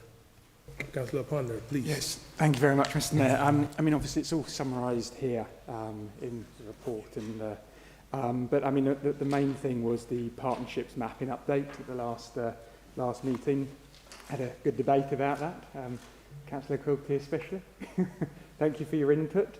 And yeah, we went through the procurement update for Q2, and then the financial monitoring for Q2 as well. I think that's all I really have to say from that, unless anyone has any questions. Are there any questions for Councillor Ponder, please? Okay, there is in. Okay, let me see. Because of time factor, we only have 2 more minutes, and I'll ask, can we conclude this? Well, you agreed to continue to 10:30, but you do not have enough time to conclude any other item of business now. Sorry, excuse me, Mr. Mayor. I wonder if it would be pertinent to ask now if we could do an indicative vote on the opposition business, so that we have that as a recorded vote. Thanks for reminding me. Yeah, we can carry that out because we were advised by the legal department. I'm happy to second that, Mr. Mayor. Yeah, please. Mr. Mayor, as long as you're satisfied there's cross-party agreement, is there cross-party agreement on that? Can it then be proposed and seconded without debate, and then we can put it to a vote? I'm happy to propose, Mr. Mayor. Well, is there a seconder? Is there a seconder? Yeah. Okay, yeah, Councillor. Yeah, Councillor. Sorry, happy to second. Councillor Paul Morris. Yeah, we can vote for it.